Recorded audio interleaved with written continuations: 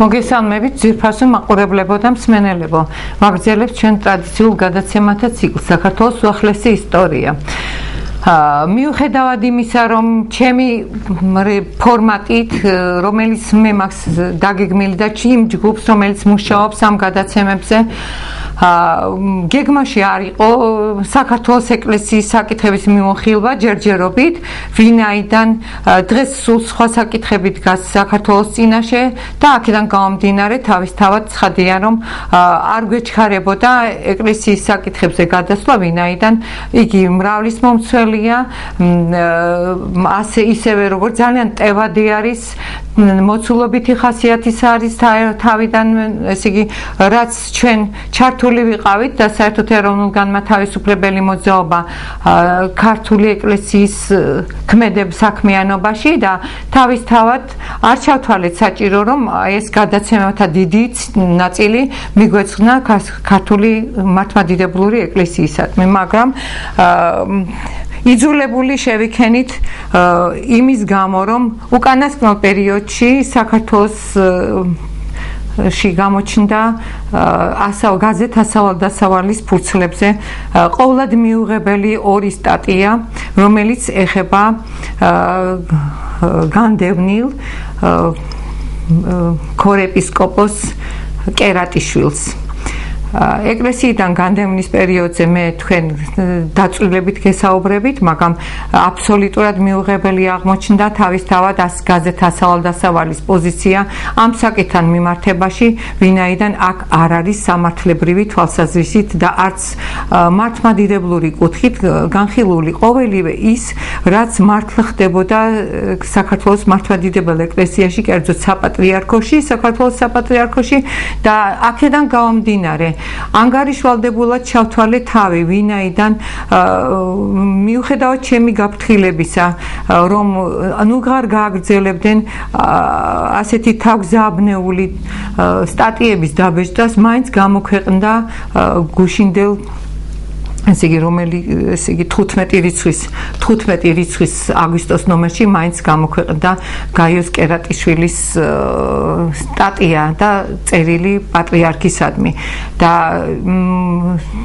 თავისთავად იძულებული გავხდით, რომ დაგვეწყო თავიდან, მაგრამ ჩვენ მარტო მიმოვიხილავთ ამჯერად გაიოს კერატიშვილის რაღაც ეკლესიაში მოღვაწეობის რაღაც გარკვეულ მომენტებს, მაგრამ შემდგომ კი შეუდგებით უკვე შემდგომში, როდესაც ჩვენ საჭიროდ ჩავთვლით და ჩვენი ფორმატი მიიჩნევს საჭიროდ, რომ მაშინ უნდა ჩაერთოს ეკლესიის საკითხი, მაშინ დაიწყება საქართველოს ეკლესიაში ყველა იმ ნებისმიერი სასულიერო მოღვაწის საქმეების გამომზეურება, რომელიც ხდება სამწუხაროდ და ჩვენ და საქართველოს მართლმადიდებელ ეკლესიაში და საპატრიარქოში. უპირველეს ყოვლისა, მე მინდა ჩემი პოზიცია დავაფიქსირო გაზეთთან მიმართებაში.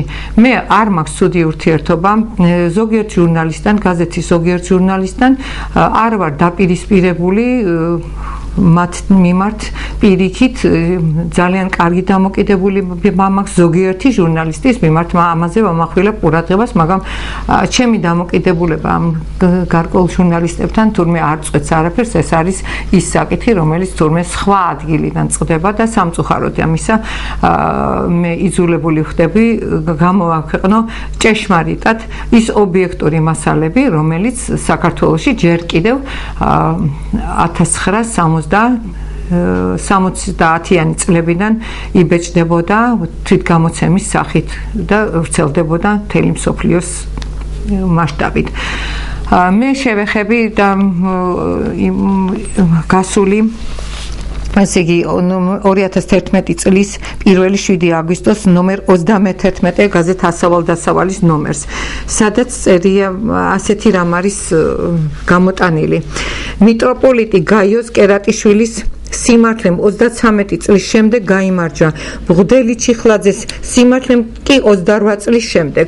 მე ვერ გავიგე რას ნიშნავს, რომ ბღდელი ჩიხლაძის მიმართ ვინმე ხმა აღიმაღლა და განცხადება გაკეთდა, რომ არ უნდა დახრეტილიყო თეოდორე ჩიხლაძე და ამის გამო სიმართლე სად არის, ვერ გავიგე. იგი ხსენებაშიც არ არის და არც არასოდეს, როდესაც დავდივართ ჩვენ წირვაზე, არასოდეს იგი არ მოუხსენიებიათ, არც ბარძიმში და არც საერთოდ მასზე ტაბუირებული თემა გახლავთ თეოდორე ჩიხლაძის თემა და მე ვერ გავიგე, ჩემთვის აუხსნელია ეს, მაგრამ მოდით მივანდოთ იმას, ვინც ამას იცით, ეს მხოლოდ მე მგონი იმიტომ ხდება, რომ ჟურნალისტებმა მიიპყრონ მკითხველის ყურადღება თეოდორე ჩიხლაძის ხსენებით, სხვა დანარჩენი თეოდორე ჩიხლაძის მიმართ არაფერი ისეთი არ გამოქვეყნებულა, არ დაბეჭდილა პრესაში, რომელიც თუნდაც ეკლესიას, თუნდაც საერო ხელისუფლებას ამხელდა იმ დანაშაულებრივ ქმედებაში, რომელიც უდანაშაულო ბღდლის მიმართ იქნა ჩადენილი, კერძოდ ეს სასიკვდილო განაჩენი იქნა გამოტანილი. მე მინდა წაგიკითხოთ პატარა ამონარით, დიახ, მისი უწმინდესობის სიტყვები. ჩემი პატრიარქობის 33 წლის განმავლობაში არ შემხვედრია არც ერთი მოღალატე სასულიერო პირი, არც ერთი მოღალატე ეპისკოპოსი გაიოს კერატიშვილის უდანაშაულობის ფაქტობრივი აღიარებაა. შემდგომ კიდევ არის ასეთი, ჩემი პატრიარქობის 33 წლის განმავლობაში მოღალატე სასულიერო პირი არ შემხვედრია. მამა თეოდორე ჩიხლაძის სიმართლემაც გაიმარჯვა. დიახ, მართალია 28 წლის შემდეგ, მაგრამ მაინც გაიმარჯვა, ვერ გავიგეთ რა ხდება და შემდეგ არის აქ მოყვანილი ის, ერთი ციტატა არის ისეთი, თითქოს კერატიშვილი როგორც იქნა 1900 აი ასე განიხილავენ ამას, ბატონი ჯაბა ხუბოას სტატია გახლავთ ეს, რომელთანაც მე ნორმალური ურთიერთობა მაქვს, მაგრამ არ ვიცი ვისი ბრძანების ქვეშ ხდებოდა, ან თავად არ იყო ჩახედული ამ საქმეში, ეს უკვე მან გაარკვიოს. 1900 მე ამონარის გიკითხავთ, 1978 წელს როცა საბჭოთა ინკვიზიციამ გაიოს კერატიშვილი დააპატიმრა და უკანონოდ გაასამართლა, როგორც გითხარით, ილია მეორე სულახალი აღსაყდრებული იყო კათოლიკოს პატრიარქის ტახტზე. გაიოს კერატიშვილი რისთვისაც იქნა დაპატიმრებული, მე ამაზე მოგახსენებთ და საკმაოდ ცელი დიდი მასალა გვაქვს, ზღვა მასალა გვაქვს ამასთან დაკავშირებით, ამიტომ არ ჩქარობდით და არ გვინდოდა ჯერ ამაზე საუბარი, მაგრამ მოდით კიდევ ერთი გაზეთი მოვიშველიოთ. ეს გაზეთი გახლავთ საერთო გაზეთი, რომელშიც სამთავროს მონასტრის სამთავროს დედათა მონასტრის ყოფილი მორჩილი გულნაზ ჯავახაძე წერს ნომერი 21 საერთო გაზეთი კიდევ ერთხელ ვიმეორებ ნომერი 21/3 აგვისტო 2011 წელი სათაურია საკმარისი იმისათვის რომ თქვენ ყველაფერი გაიგოთ უკვე თქვენთვის ყველაფერი გახდეს და აქ გამოქვეყნებული რამოდენიმე ფოტოსურათი რომელსაც ის ქალბატონი ახასიათებს მაგრამ ეს არის საერთო მისის საერთო აზრი არ არის ეს მხოლოდ კონკრეტიკა რამოდენიმე პიროვნებაზე არამედ რაც ხდება საპატრიარქოში ქალბატონი ამას აფიქსირებს იქ რა გამაჩერებდა სადაც მონაზვნები ჯიპებით დაგრიალებენ ხოლო მღვდელმთავრები საპატრიარქოში ერთმანეთს იარაღს ესვრიან და ეს არის 33 წლის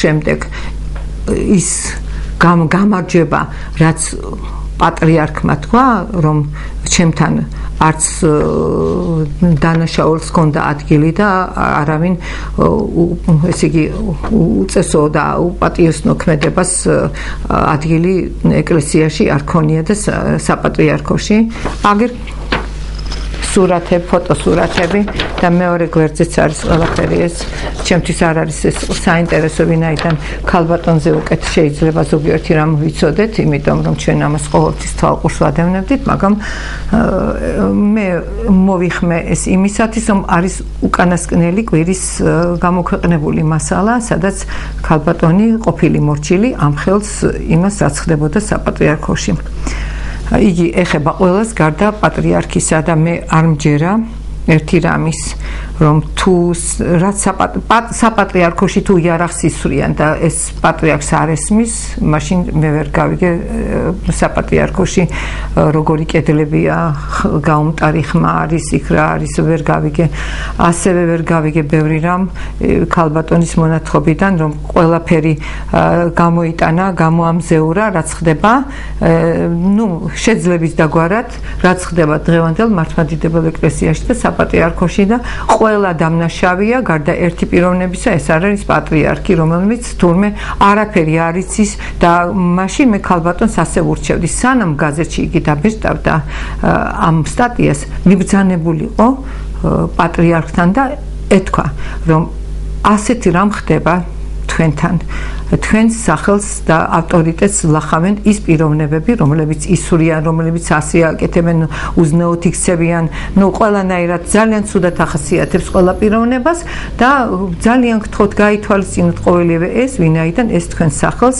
და თქვენს სახელს თავისთავად ძალიან დიდ ჩრდილს აყენებს და თავისთავად ქართულ მართლმადიდებლურ ეკლესიას და მე არ მაქვს სურვილი რომ გამოვაქვეყნო მსგავსი რამ რაცაც მე რა ინფორმაციასაც მე ვფლობ ასე რომ პირველად ინფორმაციას თქვენ გაწვდით და ამის შემდგომ ველოდები თქვენგან ადეკვატური ზომების გატარებას მსგავსი რამ არ მომხდარა ამ ქალბატონს გამოყავს ისე თითქოს ყველა დამნაშავეა ერთის გარდა და ერთმა არაფერი არ იცის ესეც დანაშაულია თუ პატრიარქი ხარ ყველაფერი უნდა იცოდე როგორ იცი რომ ბათუმში იქ კონცერტი იმართება ის იცი რომ აქ სადღაც კიდე კონცერტები არის გამოფენა არის სააკიაშვილი სადღაც მიდის ის იცი და მასთან ერთად მიდიხარ და ის არ იცი შენს ოჯახში რა ხდება ამას ვერავინ ვერ დაიჯერებს და არც არავინ არ დაიჯერებს ამიტომ მოდით შევუდგეთ თავად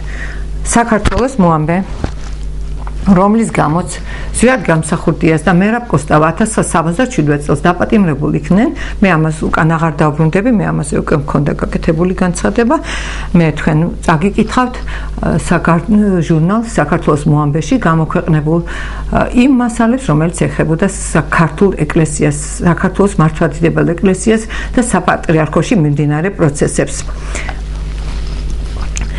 საქართველოს მართლმადიდებელ ეს არის ახალი გამოცემა, რამოდენიმე წლის გამოცემა არის, რომელიც მე გამოვეცი, ეს არ არის ზვიადის და მერაბის გამოცემა, ასეთი არ იყოს სრულყოფილი, მაგრამ მე გეუბნებით, ესე იგი ტექნოლოგიის თვალსაზრისით იმ დაბეჭდასთან დაკავშირებით, თორე სხვა დანარჩენი არის იდეალურად გაკეთებული.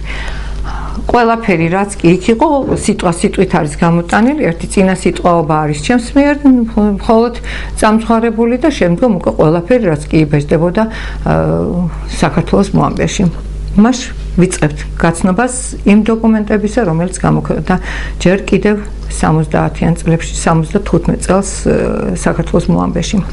საქართველოს მართლმადიდებლური ეკლესიის მდგომარეობა, როგორც ცნობილია, საბჭოური კონსტიტუცია აცხადებს ეკლესიის სრულ დამოუკიდებლობას სახელმწიფოსაგან. სახელმწიფო არ უნდა ერეოდეს ეკლესიის საქმეებში. თავის მხრივ არც ეკლესიას აქვს უფლება სახელმწიფო საქმეებში ჩარევისა. ეკლესიის მხრივ ეს წესი სავსებით დაცულია, ხოლო რაც შეეხება სახელმწიფოს, იგი არა მხოლოდ ერევა ეკლესიის საქმეებში, არამედ გადააქცია იგი თავისადმი ყველაზე უფრო დაქვემდებარებულ დაწესებულებად. კულტურული და სამეურნეო ცხოვრების არც ერთი სფერო არ იმყოფება ხელისუფლების ადმინისტრაციული ორგანოების ისეთი მკაცრი კონტროლის ქვეშ, როგორც ეკლესიაა. ეს კონტროლი არაოფიციალურია, ფარულია და მით უფრო ეფექტური. ყველაზე უფრო თვალსაჩინო მაგალითია ზემოთქმულის დასადასტურებლად საქართველოს მართლმადიდებელი ეკლესიის დღევანდელი მდგომარეობა. საქართველოში საბჭოთა ხელისუფლების დამყარების პირველი დღიდანვე დაიწყო უსასტიკესი რეპრესიები სამღვდელო პირთა მიმართ. 1922 წელს დააპატიმრეს სრულად საქართველოს კათოლიკოს პატრიარქი ამბროსი ხელაია შეიძლება რასაკვირველია, რადგანაც მან მისწერა წერილი გენუის საერთაშორისო კონფერენციას, სადაც ამხილა წითელი არმიის მიერ საქართველოს დაპყრობა და საბჭოთა რუსეთისთვის ძალის შეერთება 1921 წელს. პატრიარქი მალე გარდაიცვალა.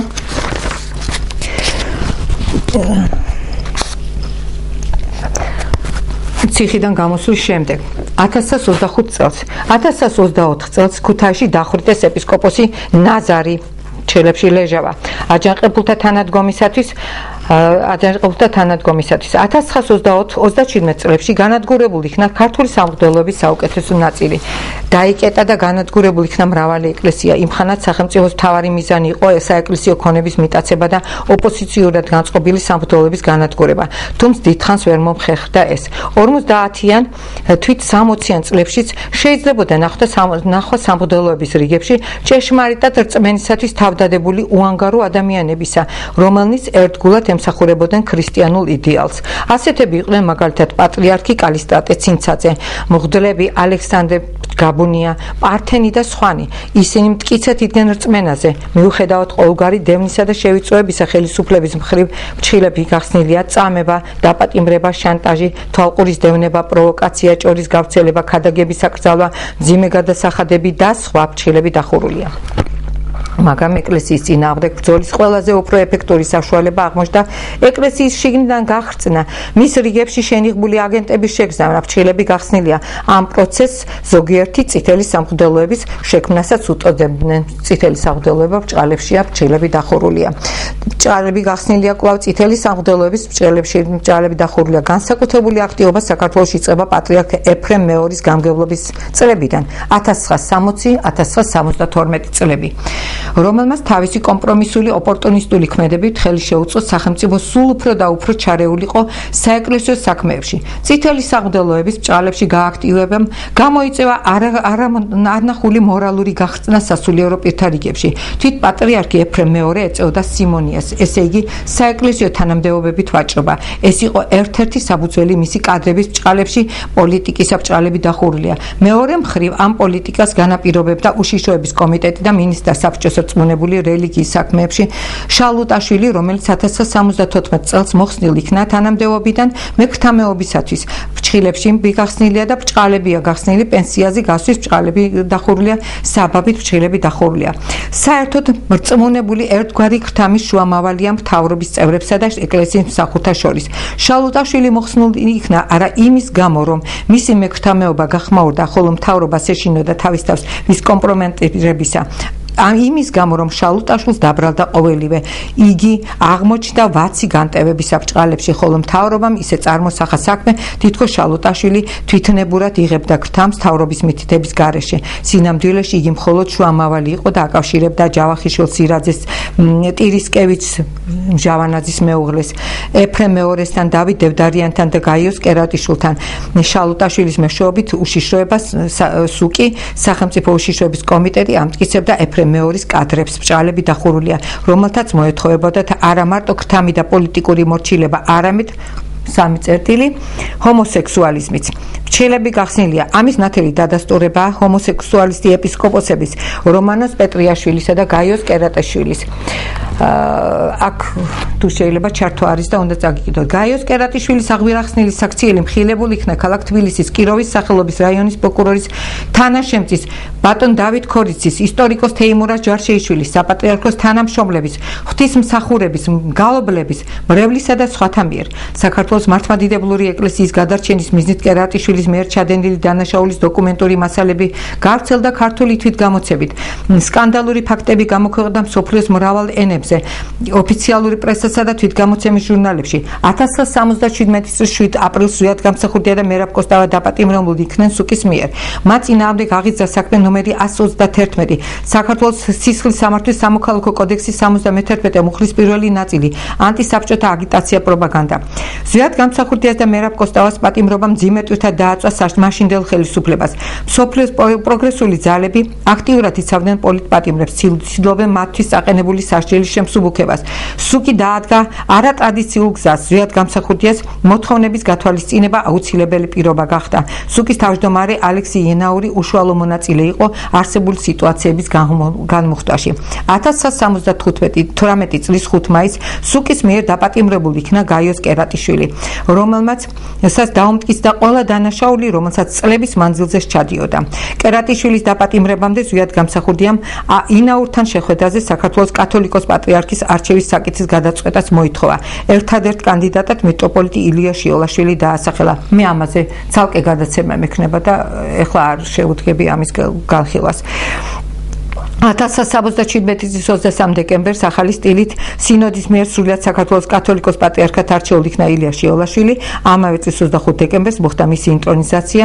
ზვიადისა და მერაბის პატიმრობის პერიოდში მრავალი მოთხოვნა დადებითად გადაწყდა ქართული ენის სახელმწიფოებრიობის, აფხაზეთის სეპარატისტული მოძრაობის წინააღმდეგ ქართული მოსახლეობის გააქტიურება შესაბამისი ქმედებით, საინგილოს მოსახლეობის დისკრიმინაციის, საქართველოს კულტურის ძეგლების რესტავრაციის, ქართულ მართლმადიდებულ ეკლესიაში შეგზავნილი მექთამეების, ჯაშუშების, არაპროფესიონალების და სხვათა განწმენდა.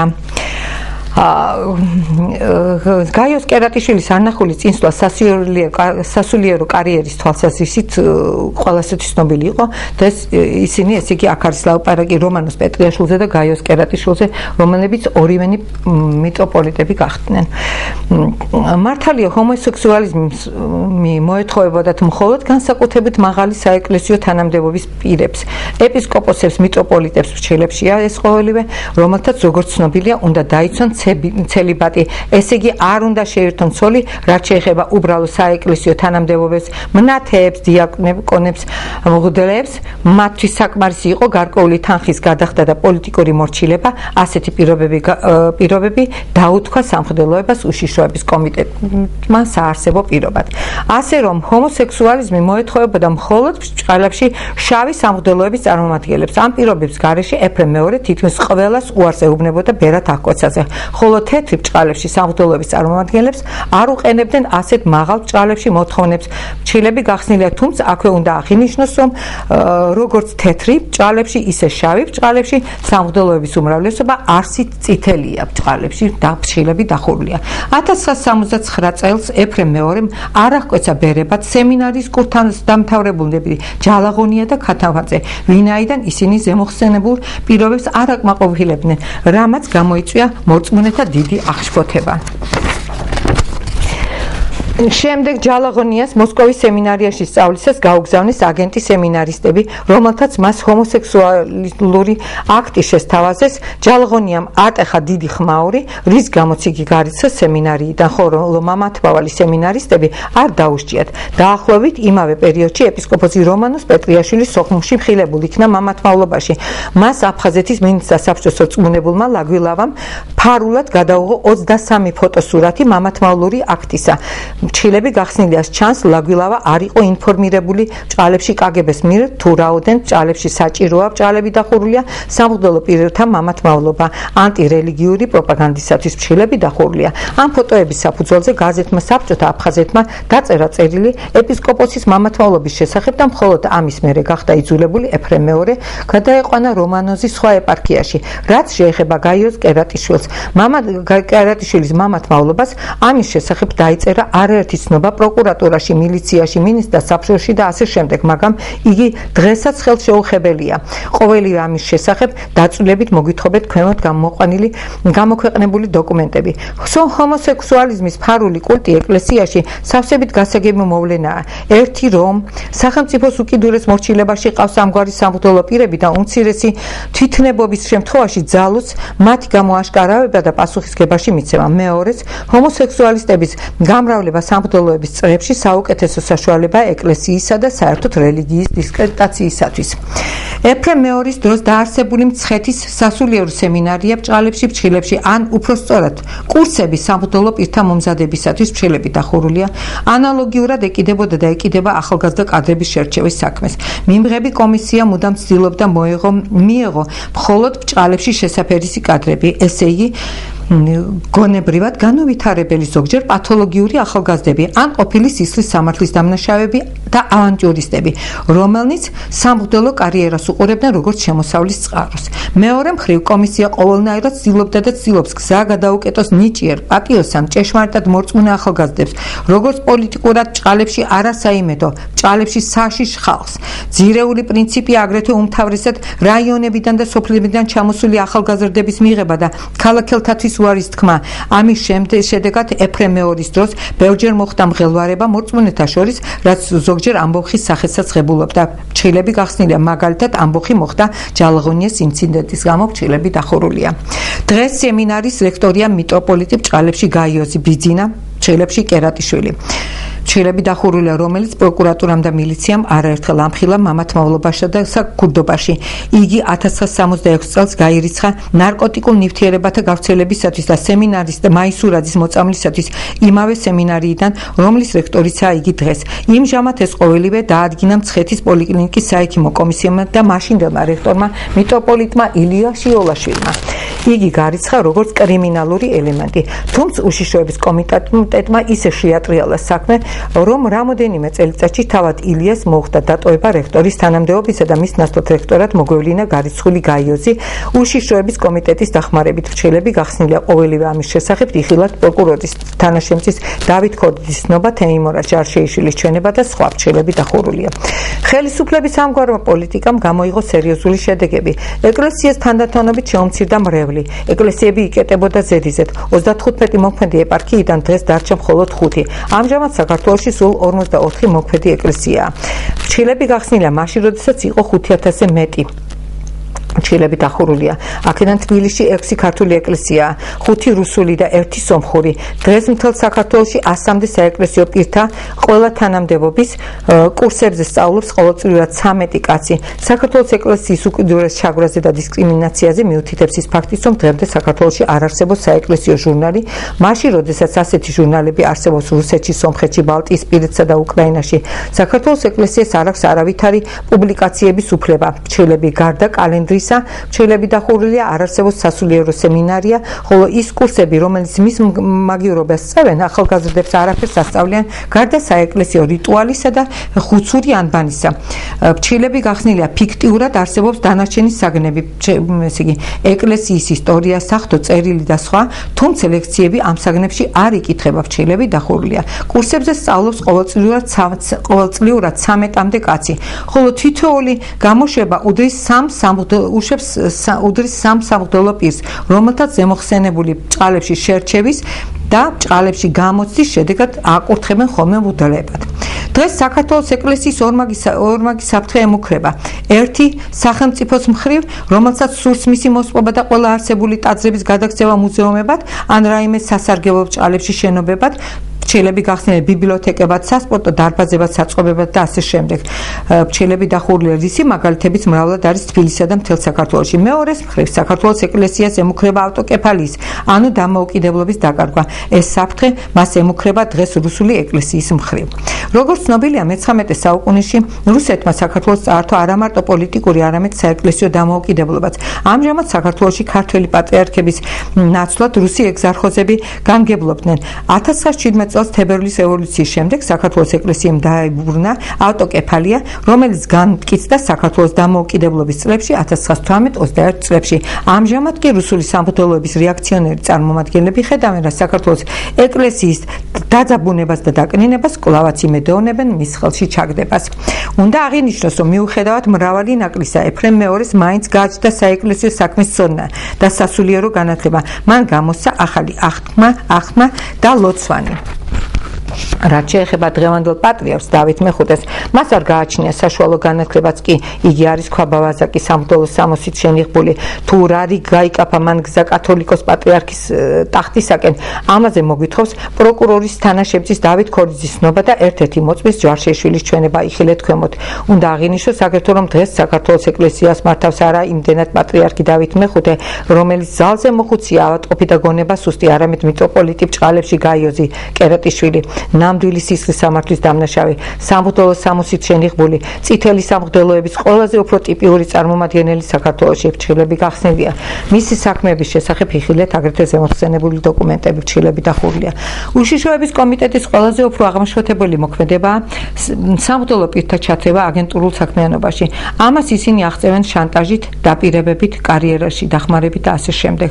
უშიშროების აგენტ სამღვდელო პირებს მოეთხოვებათ პირველი ყოველნაირი გარყვნილება და ზნედაცემული მოქმედება, აღვირახსნილი ლოთობა, ჰომოსექსუალიზმი, გამომძლეობა, ანგარება, სიხარბე, მრევლის წევრთა ცემა, ფრჩხილები გახსნილია უმთავრესად მოხუცი ქალების ფრჩხილები დახურულია.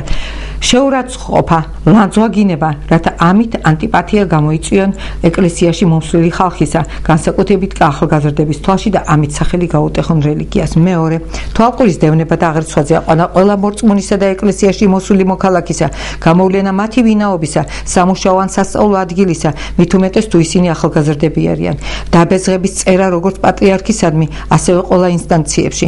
მესამე, მოქალაქე და დეზინფორმირება, ეკლესიის ნამდვილ მდგომარეობასთან დაკავშირებით ყოველი მოვლენის ნათელ ფერებში წარმოსახვა, მთავრობის მადლიერების ხმამაღლა გამოთქვა, ლოცვაში მთავრობისა და მხედრობის ხშირი მოხსენება, ყოველგვარი მაამებლობა და მლიქნელობა. მეოთხე, ეკლესიის ნამდვილ გულშემატკივარ მორწმუნეთა დევნა, შეურაცხყოფა, გაძევება, მათზე დანარჩენი მრევლის ამხედება, მათთვის ცილის წამება, ინტრიგების მოწყობა, გაჭორვა, სახელის გატეხვა, ყოველგვარი პროვოკაციების მოწყობა, ხოლო საჭირო შემთხვევაში მათ რეპრესიებში მონაწილეობა. მეხუთე, მართლმადიდებლური რიტუალების შემოკლება, დამახინჯება და გამასხარავება, განსაკუთრებით კი ნათლობის რიტუალისა ფრჩხილები გახსნილია. ასე მაგალითად, დიდუბის ეკლესიაში ეპისკოპოსი გიორგი ნათლობის დროს ყოველგვარი ტალკი მასხარობას ჩადის, რათა არასერიოზული განწყობა შეუქმნას ეკლესიაში მომსვლელებს, ხოლო დიდუბის ეკლესიის მოდელი რომანოზი ბიბილაშვილი უკიდურესად მთვრალი ატარებს რიტუალებს, თავშეუკავებლად ღრიალებს ხალხის თანდასწრებით, ეკლესიაში გახსნილი აქვს პრიტონი და ლოთების თავშესაყრელი ადგილი, რაზედაც მას არავინ სჯის, ფრჩხილები დახურულია. მეექვსე, ქადაგებაზე უარის თქმა, რელიგიის შესახებ საუბრისათვის თავის არიდება. როდესაც ვინმე შეკითხვებს იძლევა საერთოდ არასერიოზული დამოკიდებულება რელიგიისადმი, საქმოსნური და ანგარებიანი განწყობილებების განზრახ ჩვენება ხალხისათვის, აი წითელი სამღვდელოების ბჭყალებში ძირითადი ნიშან-თვისებანი. როგორც ცნობილია, საბჭოურმა კონსტიტუციამ გამოაცხადა სიმდისის თავისუფლება და აგრეთვე თავისუფლება როგორც რელიგიური, ისე ანტირელიგიური პროპაგანდისა. მიუხედავად ამისა, თბილისში აღდგომის დღესასწაულზე 1974-15-16 წლებში მილიციისა და კომკავშირის მუშაკთა გაერთიანებული რეიდები აკავებდნენ სალოცავად მისულ ახალგაზრდებს და მიჰყავდათ იქვე მახლობლად გახსნილ ბჭყალებში, შტაბებში დასაკითხად. ფრჩხილები გახსნილია ამის შესახებ იხილეთ ქვემოთ წერილი ბნელეთის ბრძოლა, აღდგომის წინააღმდეგ ბჭყალები დახურულია და ფრჩხილებიც. საქართველოში მორწმუნე ახალგაზრდების დევნაზე წერდა აგრეთვე მოსკოვური არაოფიციალური ჟურნალი მიმდინარე აბმების ქრონიკა ნომერი 27, 32, ნომერი 34.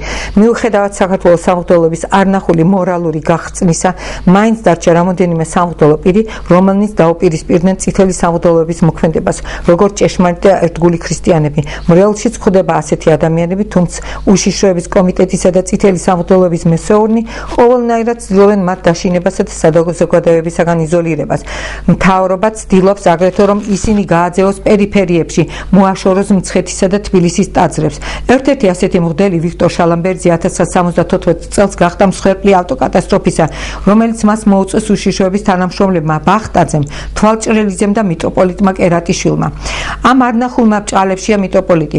ამ არნახულმა დანაშაულებმა და გარყვნილებამ, რომელსაც ადგილი აქვს საქართველოს ეკლესიაში, მიიპყრო ფართო საზოგადოების ყურადღება და მრავალი პირის მოთხოვნითა და განცხადებებით აღიძრა სისხლის სამართლის საქმე დამნაშავეთა წინააღმდეგ. ჯერ კიროვის რაიონის პროკურატურაში, ხოლო შემდეგ გადავიდა ქალაქის პროკურატურაში. თუმცა უშიშროების კომიტეტის თავმჯდომარის ინაურისა და სხვების აქტიური ჩარევით ეს საქმე შეჩერებულ იქნა.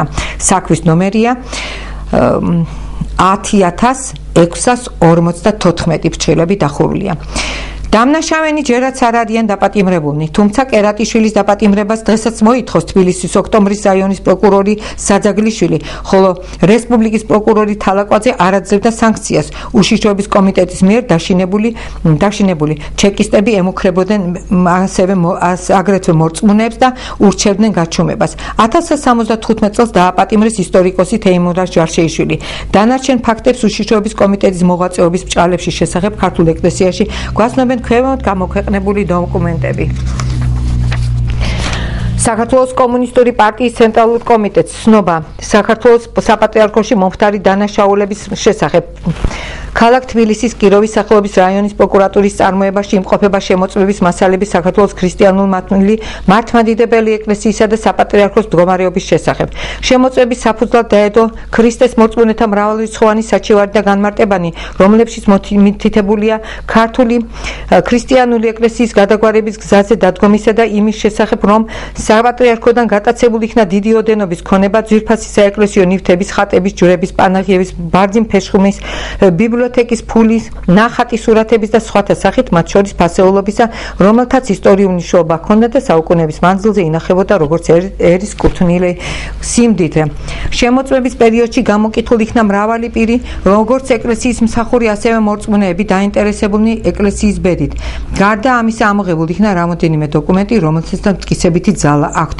აღნიშნულ პირთა განცხადებით, ამის შემდეგ, რაც სრულიად საქართველოს პატრიარქი ეფრემ მეორე გარდაიცვალა და მისი ადგილი დავით მეხუთემ ხარიტონ ჯიბრაელის ძე დევდარიანმა დაიკავა, ქართული ეკლესია გახსნის გზას დაადგა. კერძოდ, რიგ ეკლესიებში ახალი პატრიარქის მიერ დაბრუნებული იქნენ ანგარებითი ქმედებისათვის, გარყვნილებისათვის, ლოთობისათვის და სხვა დანაშაულებისათვის ეკლესიიდან ადრე განდევნილი პირები, რომლებიც განაგრძობენ აღნიშნულ საქციელს, რაც ღვთისმსახურისათვის განსაკუთრებით მეუღებელია. წირვა და გალობა ეკლესიებში ძირითადად რუსულ ენაზე მიმდინარეობს, რაც წარმოადგენს ცდას ქართული ეკლესიისათვის დამოუკიდებლობის დაკარგვისა და მისი კვლავ რუსეთის ეკლესიისადმი დამორჩილებისა. ბრძოლები სისტემატიურად არღვევენ ღვთისმსახურების წესებს, წირვის, მონათლის, ქორწინებისა და სხვა სახის რიტუალებს ატარებენ შემოკლებით. ხალხს დაწესებულზე მეტ ფულს ახდევინებენ, ზოგი მათგანი კი ეკლესიის შენობაში რჩება, ღამის გასათევად ეწევა გარყვნილებასა და ლოთობას. ამ ხრივ დამახასიათებელია შემდეგი ფაქტი. მოქალაქის სონია ველთაური 55 წლის ავადმყოფია და უპატრონო. პოლიკლინიკის მიერ აყვანილია პატრონაჟზე და თვიურად 21 მანეთს ღებულობს. ერთ-ერთ რელიგიურ დღესასწაულზე იგი ქაშვეთის ეკლესიაში მივიდა, სადაც 3 სეფისკვერი შეიძინა და ფულთან ერთად 10 კაპიკი დააწყო მიჩნეულ ადგილზე, რათა წირვის დროს მისი მიცვალებულიც ეხსენებინათ. სანთლის გამყიდველმა მას დავა დაუწყო იმაზე, რომ ფული ცოტა იყო. ველთაური თავს იმით იმართლებდა, რომ მეტი საშუალება არ ჰქონდა. კამათის დროს ადგილზე მივიდა ხარიტონ დევდარიანი, რომელიც ქაშვეთის ეკლესიის მღვდელწინამძღვარი იყო და გაიგო რა კამათის მიზეზი ველთაურს განუცხადა. ორი შაურის შენი მკვდრები არ ცხონდებიანო. სანთლის გამყიდველს კი უთხრა, რომ ამის თანები გააგდეთ გარეთ და აქ აღარ შემოუშვათო. ველთაურმა ეკლესიიდან გამოძევების წინ დევდარიანს განუცხადა, ეს ეკლესია თუ სასპეკულაციო და ამის შემდეგ ქაშვეთის ეკლესიაში სიარული შეწყვიტა. განსაკუთრებულ ყურადღებას იწვევს ის, რომ სანთლის დასამზადებლად საპატრიარქოსთან სპეციალურად არის მოწყობილი საამქრო, მაგრამ ეკლესიის ზოგი მსახური თვითონაც ამზადებს სანთლებს და დამოუკიდებლად ახდენს მის რეალიზაციას, რითაც მკვეთრად მცირდება ეკლესიისა და ასევე სახელმწიფოს ფულადი შემოსავალი.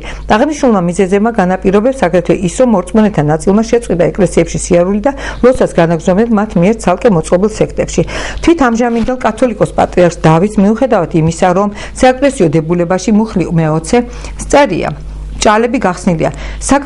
საკათალიკოსო კანდიდატს უნდა ჰქონდეს მიღებული უმაღლესი საზოგადო განათლება და შესაფერისი საღვთისმეტყველო მომზადება. ჭალები დახურულია, არც საერო და არც სასულიერო განათლება არ გააჩნია. ეკლესიაში მისვლამდე იგი რკინიგზის ხაშურის სადგურში ღვეზელებით ვაჭრობდა. მისი კათალიკოს პატრიარქის თანამდებობაზე დადგომა არაკანონიერ ვითარებაში მოხდა. ეფრემ მეორის სიცოცხლეში მორწმუნეებთან პირადი საუბრის დროს და ასევე საჯაროდაც ყოველთვის აცხადებდა, რომ ერთადერთი პირი, რომელმაც ის უნდა შეცვალოს, არის მიტროპოლიტი შიოლაშვილი. ამ უკანასკნელს უმაღლესი საერო და სასულიერო განათლება აქვს. ამასთან ფლობს სასულიერო განათლება აქვს. არის ახალგაზრდა სარგებლოს ავტორიტეტით და პატივისცემით, როგორც ჩვენ ქვეყნის, ისევე საბჭოთა კავშირის ფარგლებში. სიკვდილამდე რამდენი ხნით ადრე ეფრემ მეორემ დაწერა ანდერძი, რითაც სინოდის წინაშე სრულიად საქართველოს კათოლიკოს პატრიარქის კანდიდატად ილია შიოლაშვილს აყენებდა. ეს ანდერძი განადგურებული იქნა ხარიტონ დევდარიანისა და მისი მომხრეების მიერ, რის მაგივრად დევდარიანის სახელზე შედგა ახალი ყალბი ანდერძი და სინოდზე ეს ანდერძი იქნა განხილული. საეკლესიო დებულების თანახმად სინოდის წევრებად ითვლებიან ყველა მიტროპოლიტები და ეპისკოპოსები, რომელთა უკლებრივ დასწრების გარეშე სინოდული უფლებამოსილი არ არის მიიღოს რაიმე გადაწყვეტილება. ეფრემ მეორის გარდაცვალების მომენტისათვის საქართველოს ორი მიტროპოლიტი ყავდა, ილია შიოლაშვილი და ხარიტონ დევდარიანი, ხოლო ეპისკოპოსები რომანოს პეტრიაშვილი, ბიძინა კერატიშვილი, ზინობი მაჟუკა, ალექსანდრე ნეველის ეკლესიიდან წინამძღვარი. სინოდის ხდომა 1972 წლის 7 აპრილს ეფრემ მეორის გარდაცვალებიდან 2 საათის განმავლობაში იქნა მოწვეული ხარიტონ დევდარიანის მიერ. სხდომის ასე დაჩქარებით მოწვევა სხვა არაფრით არ იყო გამოწვეული, გარდა ხარიტონ დევდარიანის კათოლიკოსის მოსაყდეთ სასწრაფოდ გახდომისა. მიზეზი ამისა ძირითადად იმაში მდგომარეობდა, რომ კათოლიკოსის მოსაყდეთ კანდიდატად ფრჩხილებში სინოდის ხდომაზე ილია შიოლაშვილი არ დაესახელებინა ვინმეს.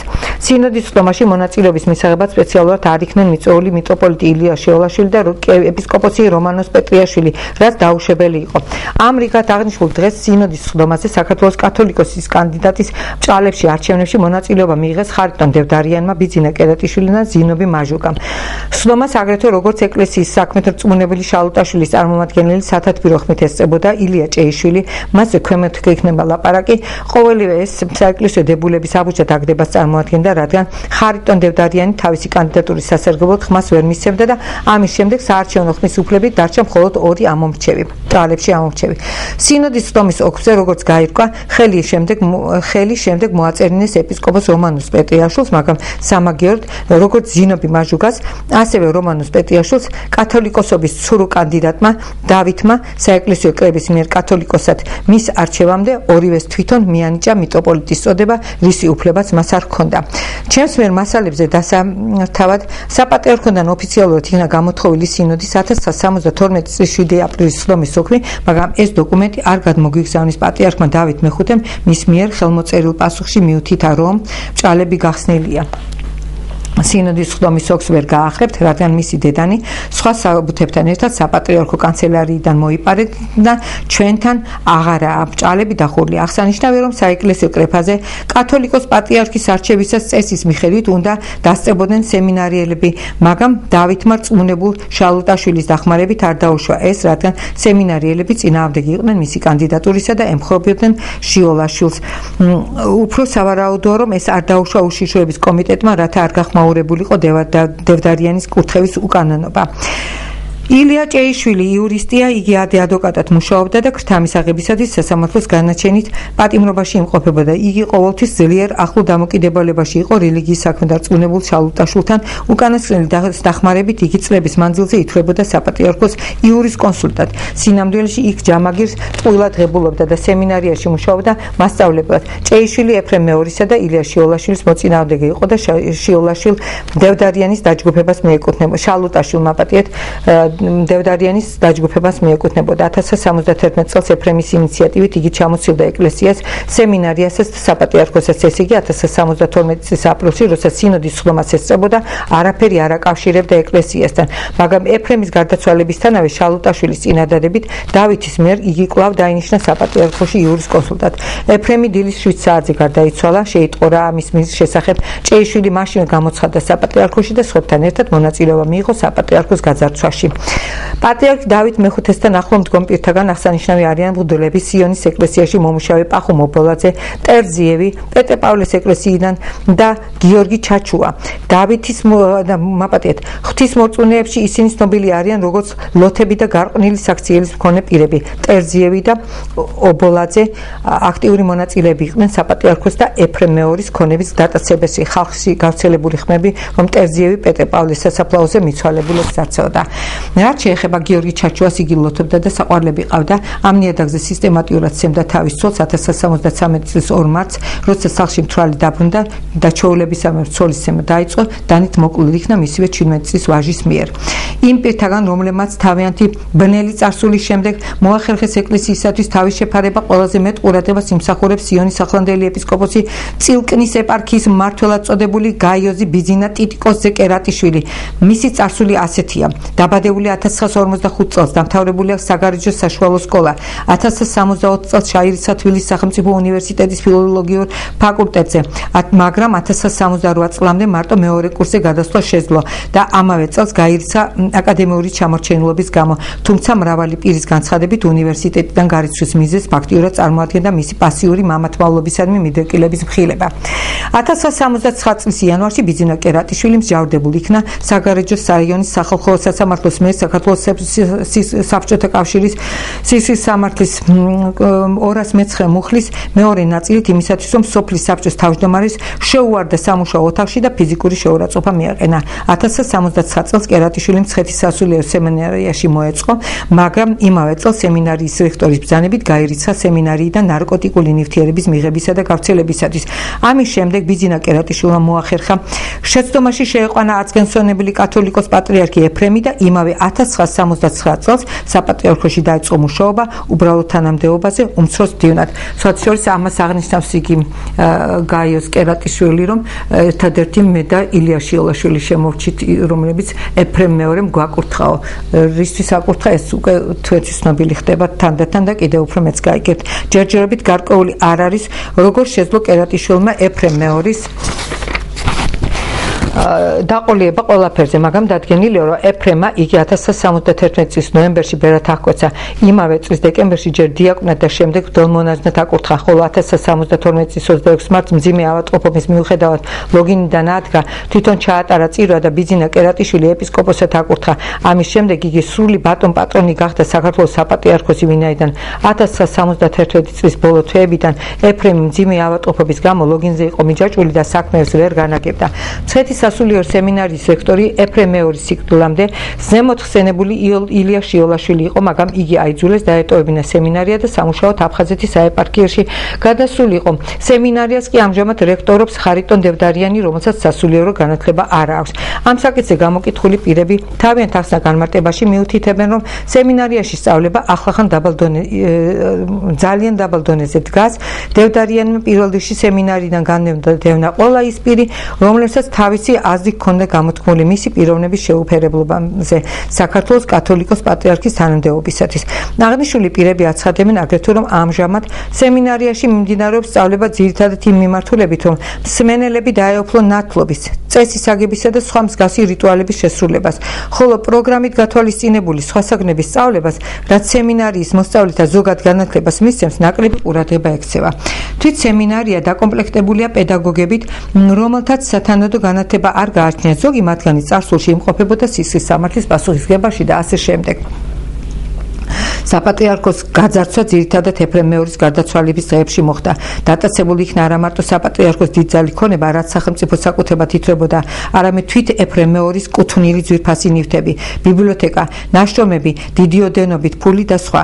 გაძარცვის წინ სინოდმა გადაწყვეტილება მიიღო აღეწერათ საპატრიარქოს ქონება და ამ მიზნით თხოვნით მიმართეს მინისტრთა საბჭოს რელიგიის საქმეთა რწმუნებულ შალუტაშვილს, მაგრამ მას ამ მიმართულებით რაიმე რეაგირება არ მოუხდენია. გარდა ამისა, იმასთან დაკავშირებით, რომ საპატრიარქოდან წმინდა ნინოს პანაღია დაიკარგა, მიტროპოლიტი ილია შიოლაშვილის განკარგულებით დაილუქა საპატრიარქოს რამოდენიმე ოთახი და სეიფები, მაგრამ კერატიშვილმა შეძლო დაეყოლიებინა ეფრემ მეორე ლუქების ახსნაზე. ეს პანაღია ერთი კვირის შემდეგ ვითომდაც იპოვნა საპატრიარქოს ოთახების დამლაგებელმა ნოხის ქვეშ. ეს მოხდა მას შემდეგ, რაც პროკურატურამ დაჟინებით მოითხოვა პანაღია. რედაქტორის შენიშვნა. იმის გამო, რომ საპატრიარქოს ქონება აღრიცხული არ იყო და კონკრეტულ პირს არ ჰქონდა ჩაბარებული, შეუძლებელი გახდა ამის გარკვევა თუ რა რაოდენობის ქონება იქნა დატოვებული. დადგენილია მარტო ის, რომ საპატრიარქოში ყველაფერი ბიძინა კერატიშვილის ხელში იყო მოქცეული და მისი შეკითხვის გარეშე საპატრიარქოში ავადმყოფ ეფრემთან მისი ნათესავებიც კი ვერ შედიოდნენ. როგორც ნათესავები, ასევე სხვა პირებიც ადასტურებენ, რომ ეფრემს ბალიშის ქვეშ შენახული ჰქონდა თავისი სამარხი 25,000-მდე მანეთი ახალი კურსით, რაც მისი სიკვდილის წინ აღარ აღმოჩნდა ადგილზე. რა რაოდენობის ქონება დაიწა საპატრიარქოდან პირადად ბიძინა კერატიშვილმა, როდის ან სად წაიღო, იგი დადგენილი არ არის, მაგრამ ცნობილია, რომ ბიძინა კერატიშვილი საპატრიარქოში მისვლისას ძლიერ ხელმოკლედ ცხოვრობდა. იგი ღამეს ათევდა სიონის სამრეკლოში და საპატრიარქოს ნაწყალობები ნარჩენი პროდუქტებით იკვებებოდა. ეფრემ მეორის გარდაცვალებისთანავე კერატიშვილმა ქალაქ თბილისში ჭოროხის ქუჩა ნომერ 7-ში მოქალაქე გაიკ ჯანიანისაგან შეისყიდა რამოდენიმე ოთახისაგან შემდგარი ბინა ყოველგვარი სათავსოებით, რაშიც მისი განცხადების მიხედვით 10,000 მანეთი გადაიხადა. ბინა აგრეთვე მოწყობილია კარგი ახალი ავეჯით. ეფრემ მეორის გარდაცვალებისთანავე კერატიშვილის ხელმძღვანელობით დეტალურად გაჩვენილი იქნა მთელი საპატრიარქო, საიდანაც ეზოში როგორც ნაგავი დასაწვავად გადაყრილ იქნა ეფრემ მეორის კუთვნილი საბუთები და ნივთები, რაც მათთვის რაიმე ინტერესს არ წარმოადგენდა. გადაყრილ საბუთებს შორის აღმოჩნდა ეფრემ მეორის ხელით შევსებული ჟურნალი მისი იმ პირადი ქონების აღრიცხვისა, რაც საპატრიარქოში ინახებოდა. ჟურნალიდან, რაც ამჟამად მასალებზეა დართული, მთლიანად ამოჭრილია 15 ფურცელი, რომელზეც აღნიშნული იყო ფასეულობათა დასახელება და რაოდენობა. როგორც ზემოთ იყო აღნიშნული, ეფრემ მეორე გარდაიცვალა 1972 წლის 7 აპრილს. მეორე დღესვე ბიძინა კერატიშვილმა საგარეჯო საიონიდან სასწრაფო დეპეში თბილისში გამოიძახა თავისი ძმა გივი კერატიშვილი. დეპეშის დედანი ამოღებულია და მასალებს ერთვის თან. ამ საკითხზე გამოკითხულმა პირებმა მიუთითეს, რომ კერატიშვილმა თავისი ძმა სპეციალურად მოიწვია თბილისში იმ მიზნით, რომ გაეტანებინა მისთვის საპატრიარქოდან გატაცებული ქონება, მაგრამ კონკრეტულად რა გაატანა, რამდენი და როდის, ეს ჯერ კიდევ დადგენილი არ არის. ერთ-ერთმა მლოცველმა ქალმა თავისი ხელით დაწერილი ახსნა განმარტებაში დაადასტურა, რომ ეფრემის დაკრძალვიდან რამოდენიმე დღის შემდეგ კერატიშვილმა პეტრე-პავლეს ეკლესიის მღვდელ ტერზიევს საპატრიარქოდან 2 დიდი ჩემოდანი გაატანა რაღაც ქონება, რაც უკანასკნელმა მცუბუქი ავტომანქანით წაიღო სიონის ეკლესიიდან. მან აგრეთვე ჩაიწერა ამ ავტომანქანის ნომერი. აღსანიშნავია, რომ კათოლიკოს პატრიარქ დავითს ამჟამად მიუხედავად იმისა, რომ პირად სარგებლობაში ყავს საპატრიარქოს კუთვნილი ავტომანქანა ვოლგა, უკანასკნელი გამოშვება პირადად მასზე 1971 წლის 9 დეკემბრიდან ირიცხება მსუბუქი ავტომანქანა ვოლგა, ხოლო მის შვილზე გიორგი ხარიტონიძე დევდარიანზე 1971 წლის 21 სექტემბრიდან ირიცხება ავტომანქანა ვოლგა. ასევე იგი აგრეთვე სარგებლობს მეორე ავტომანქანა ვოლგით, რაც თბილისში ცხოვრების გრიგოლ ჭკადუას სახელზეა გაფორმებული. საყურადღებოა ის, რომ აღნიშნული ავტომანქანების შეძენა ემთხვევა ეფრემ მეორის მძიმედ ავადგახდომას და საპატრიარქოს საქმიანობის ბიძინა კერატიშვილის მიერ ხელში ჩაგდების პერიოდს. გრიგოლ ჭკადუა ეფრემ მეორის დროს მაგლისის ეკლესიაში მუშაობდა მღვდლად, შემდეგ კი მიატოვა ეკლესია. ახალმა პატრიარქმა დავითმა იგი მოიწვია და ქაშვეთის მღვდელ წინამძღვრად დააყენა. მაგლისის ეკლესიაში კი ჭკადუას ადგილზე დავითმა გაგზავნა თბილისის დიდი ბარბარეს ეკლესიის მღვდელი, საშუალო საერო განათლების მქონე და სასულიერო სემინარია დამთავრებული გულიაშვილი. ეს გააკეთა მხოლოდ იმიტომ, რომ გულიაშვილი არ მიეკუთვნებოდა მის მომხრეთა წრეს და განცხადებული ჰქონდა, რომ არ ცნობს დავითს როგორც საქართველოს კათოლიკოს პატრიარქს. გულიაშვილის ადგილზე თბილისის დიდი ბარბარეს ეკლესიის მღვდლად დავითმა დანიშნა გიორგი კალასოვსკი ბაპატიეთ, რომელიც ეფრემ მეორის მიერ განდევნილი იყო ეკლესიიდან გარყვნილებისა და სხვა ბოროტებათა ჩადენისათვის. გამოკითხული პირები თავიანთ ახსნა განმარტებებში ერთნაირი თანამიმდევრობითა და დამაჯერებლობით ირწმუნებიან, რომ ყოველი ბოროტება, რაც მოხდა დაწყებული საპატრიარქოს გაძარცვიდან და დავითის უკანონო პატრიარქად გახდომიდან, დამთავრებული იმ უკანონობით, რაც დავითის დროს კეთდება, მოხდა და ხდება ეკლესიის საქმეთა რწმუნებულის შალუტაშვილის ნებართვით და ხელის შეწყობით, რაშიც მას ილია ჭეიშვილის ხელით ფულისა და საჩუქრების სახით დიდი რაოდენობით ქრთა მიაქვს მიღებული.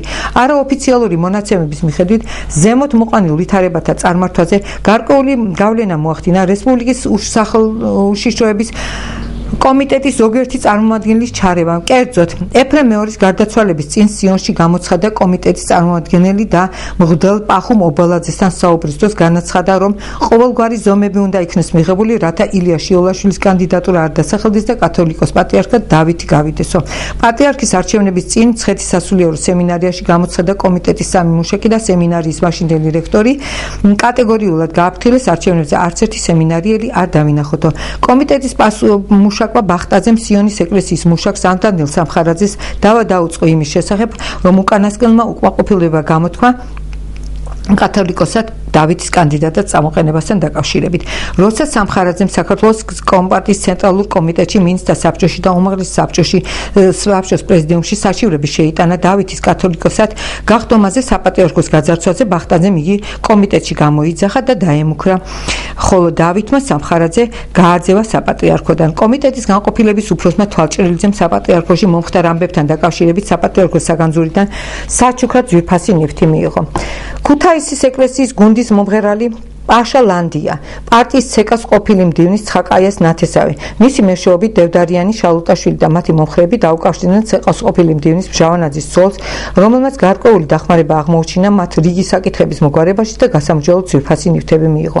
ეფრემ მეორის სიკვდილის შემდეგ მისმა ერთადერთმა ძმამ ვლადიმერ სიდამონიძემ საპატრიარქოს წინაშე საკითხი დააყენა, მიეცათ მისთვის ეფრემის კუთვნილი ნივთები და ფული. საპატრიარქოში, როგორც ამას რამოდენიმე პირი ადასტურებს, ინახება ეფრემის სახელზე გაფორმებული სიცალის შემნახველი სალაროს წიგნაკი დიდი ოდენობის თანხაზე. გარდა ამისა, ეფრემმა მრავალი წლის განმავლობაში ბუღალტერიაში ხელფასიდან 200 მანეთი თვეში შეესანახა ყოველთვიურად ტოვებდა გარკვეულ თანხას 60 მანეთი და ასე შემდეგ. მას აგრეთვე ჰყავდა საკუთარი ავტომანქანა და ჰქონდა ძვირფასი ნივთები, მაგრამ დავითმა ბიძინა კერატიშვილის მიერ შედგენილი წერილით უარი განუცხადა ეფრემის ძმას ქონების გაცემაზე. მოიშველია რა მე-16 საუკუნეში კონსტანტინოპოლის წმინდა კრების დადგენილება, რომლის ძალით ბერის ქონება მისი სიკვდილის შემდეგ ეკლესიას რჩება. ამ დღეებში ეკლესიის საქმეთა რწმუნებულის შალუტაშვილის ინიციატივით საპატრიარქოში და თბილისის ეკლესიებში განზახულია რევიზიის ჩატარება, რაც გამიზნულია საპატრიარქოდან ქონების დატაცების კვალის წაშლისათვის. ამიტომ მიზანშეწონილია რევიზიის სხვა უწყებების მიერ ჩატარება შინაგან საქმეთა სამინისტროს სოციალური საკუთრების დატაცებასთან მებრძოლი განყოფილების წარმომადგენელთა მონაწილეობით. დანაშაულებრივ ქმედებათა კონკრეტულ ფაქტების დადგენის მიზნით საჭიროა გატარდეს შემდეგი ღონისძიებები. პირველი, აღიძრას სისხლის სამართლის საქმე და გამოძიების ჩატარება დაევალოს გამოცდილ კვალიფიციურ გამოძიებელს, რომელსაც გამოძიების ინტენსიურად და ხარისხიანად ჩატარების მიზნით უნდა მიემაგროს რამოდენიმე გამოძიებელი ფრჩილები გახსნილა, გამოძიება უნდა ჩატარდეს ბრიგადული წესით, ფრჩილები დახურულია. მეორე, გამოძიების დაწყებისთანავე საქმეში ჩართული უნდა იქნეს სახელმწიფო უშიშროების კომიტეტის ან შინაგან საქმეთა სამინისტროს სათანადო განყოფილების მუშაკები, რომლებმაც გამოძიებელთან ან უშუალოდ კონტაქტში უნდა ჩაატარონ რიგი საჭირო ოპერატიულ სამძებრო ღონისძიებებისა. მესამე, საპატრიარქოში, საეპარქიებში, ეკლესიებში და სხვა მათდამი დაქვემდებარებულ ობიექტებში, წარმოებებში და სხვა დაუყოვნებლივ ერთდროულად უნდა ჩატარდეს მოულოდნელი დოკუმენტური რევიზია მათი სამეურნეო ფინანსური მდგომარეობისა. უნდა მოხდეს ამჟამად არსებული მატერიალურ ფასეულობათა სრული ინვენტარიზაცია და აღწერილი ქონება ჩაბარდეს სათანადო პირს. მეოთხე, შესწავლილი უნდა იქნეს ეკლესიის მსახურთა პიროვნება, მათი წარსული და დაისვეს საკითხი ეკლესიიდან იმ პირების განდევნის შესახებ, რომელთაც საწუნოებასთან, ღვთისთან ხალხის ნამდვილ მსახურებასთან არავითარი კავშირი არ აქვს და ეკლესიასთან მიტმასნილი არიან როგორც ანგარებით ან სხვა ბოროტი მიზნით. მეხუთე, აუცილებლად დეტალურად შემოწმებას უნდა დაექვემდებაროს საქმიანობა საქართველოს საბჭოთა სოციალისტური რესპუბლიკის მინისტრთა საბჭოს რელიგიის საქმეთა რწმუნებულის საქართველოში.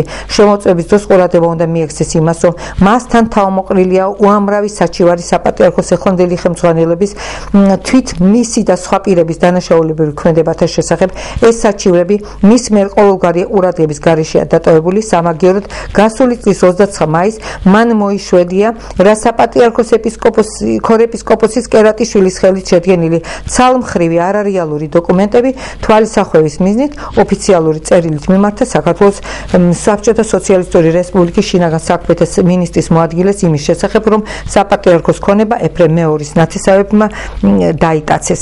მე-6 შემოწმებულ უნდა იქნეს მცხეთის სასულიერო სემინარიის მდგომარეობა, მისი პედაგოგიური პერსონალი და სწავლების საკითხი.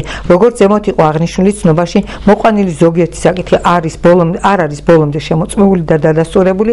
ეს გამოწვეულია იმით, რომ ჯერ ყველა მონაცემები დადგენილია მხოლოდ შემოწმების გზით და არა გამოძიებისა და ოპერატიულ ღონისძიებათა გატარების შედეგად. ყველაფერი გამოძიებად უნდა დადასტურდეს. ქალაქ თბილისის კიროვის სახელობის რაიონის პროკურორის თანაშემწე იუსტიციის უფროსი მრჩეველი დავით ქორიძე. 19 მარტი 1973 წელი ქალაქი თბილისი. ქალაქ თბილისის კიროვის სახელობის რაიონის პროკურორის თანაშემწე იუსტიციის უფროსი მრჩეველი პენსიაზე გასვლის საბაბით გათავისუფლებული იქნა დაკავებული თანამდებობიდან, რომელმაც საქართველოს კომპარტიის ცენტრალური კომიტეტის სახელზე მოამზადა დოკუმენტი საქართველოს საპატრიარქოს გაძარცვასთან დაკავშირებით.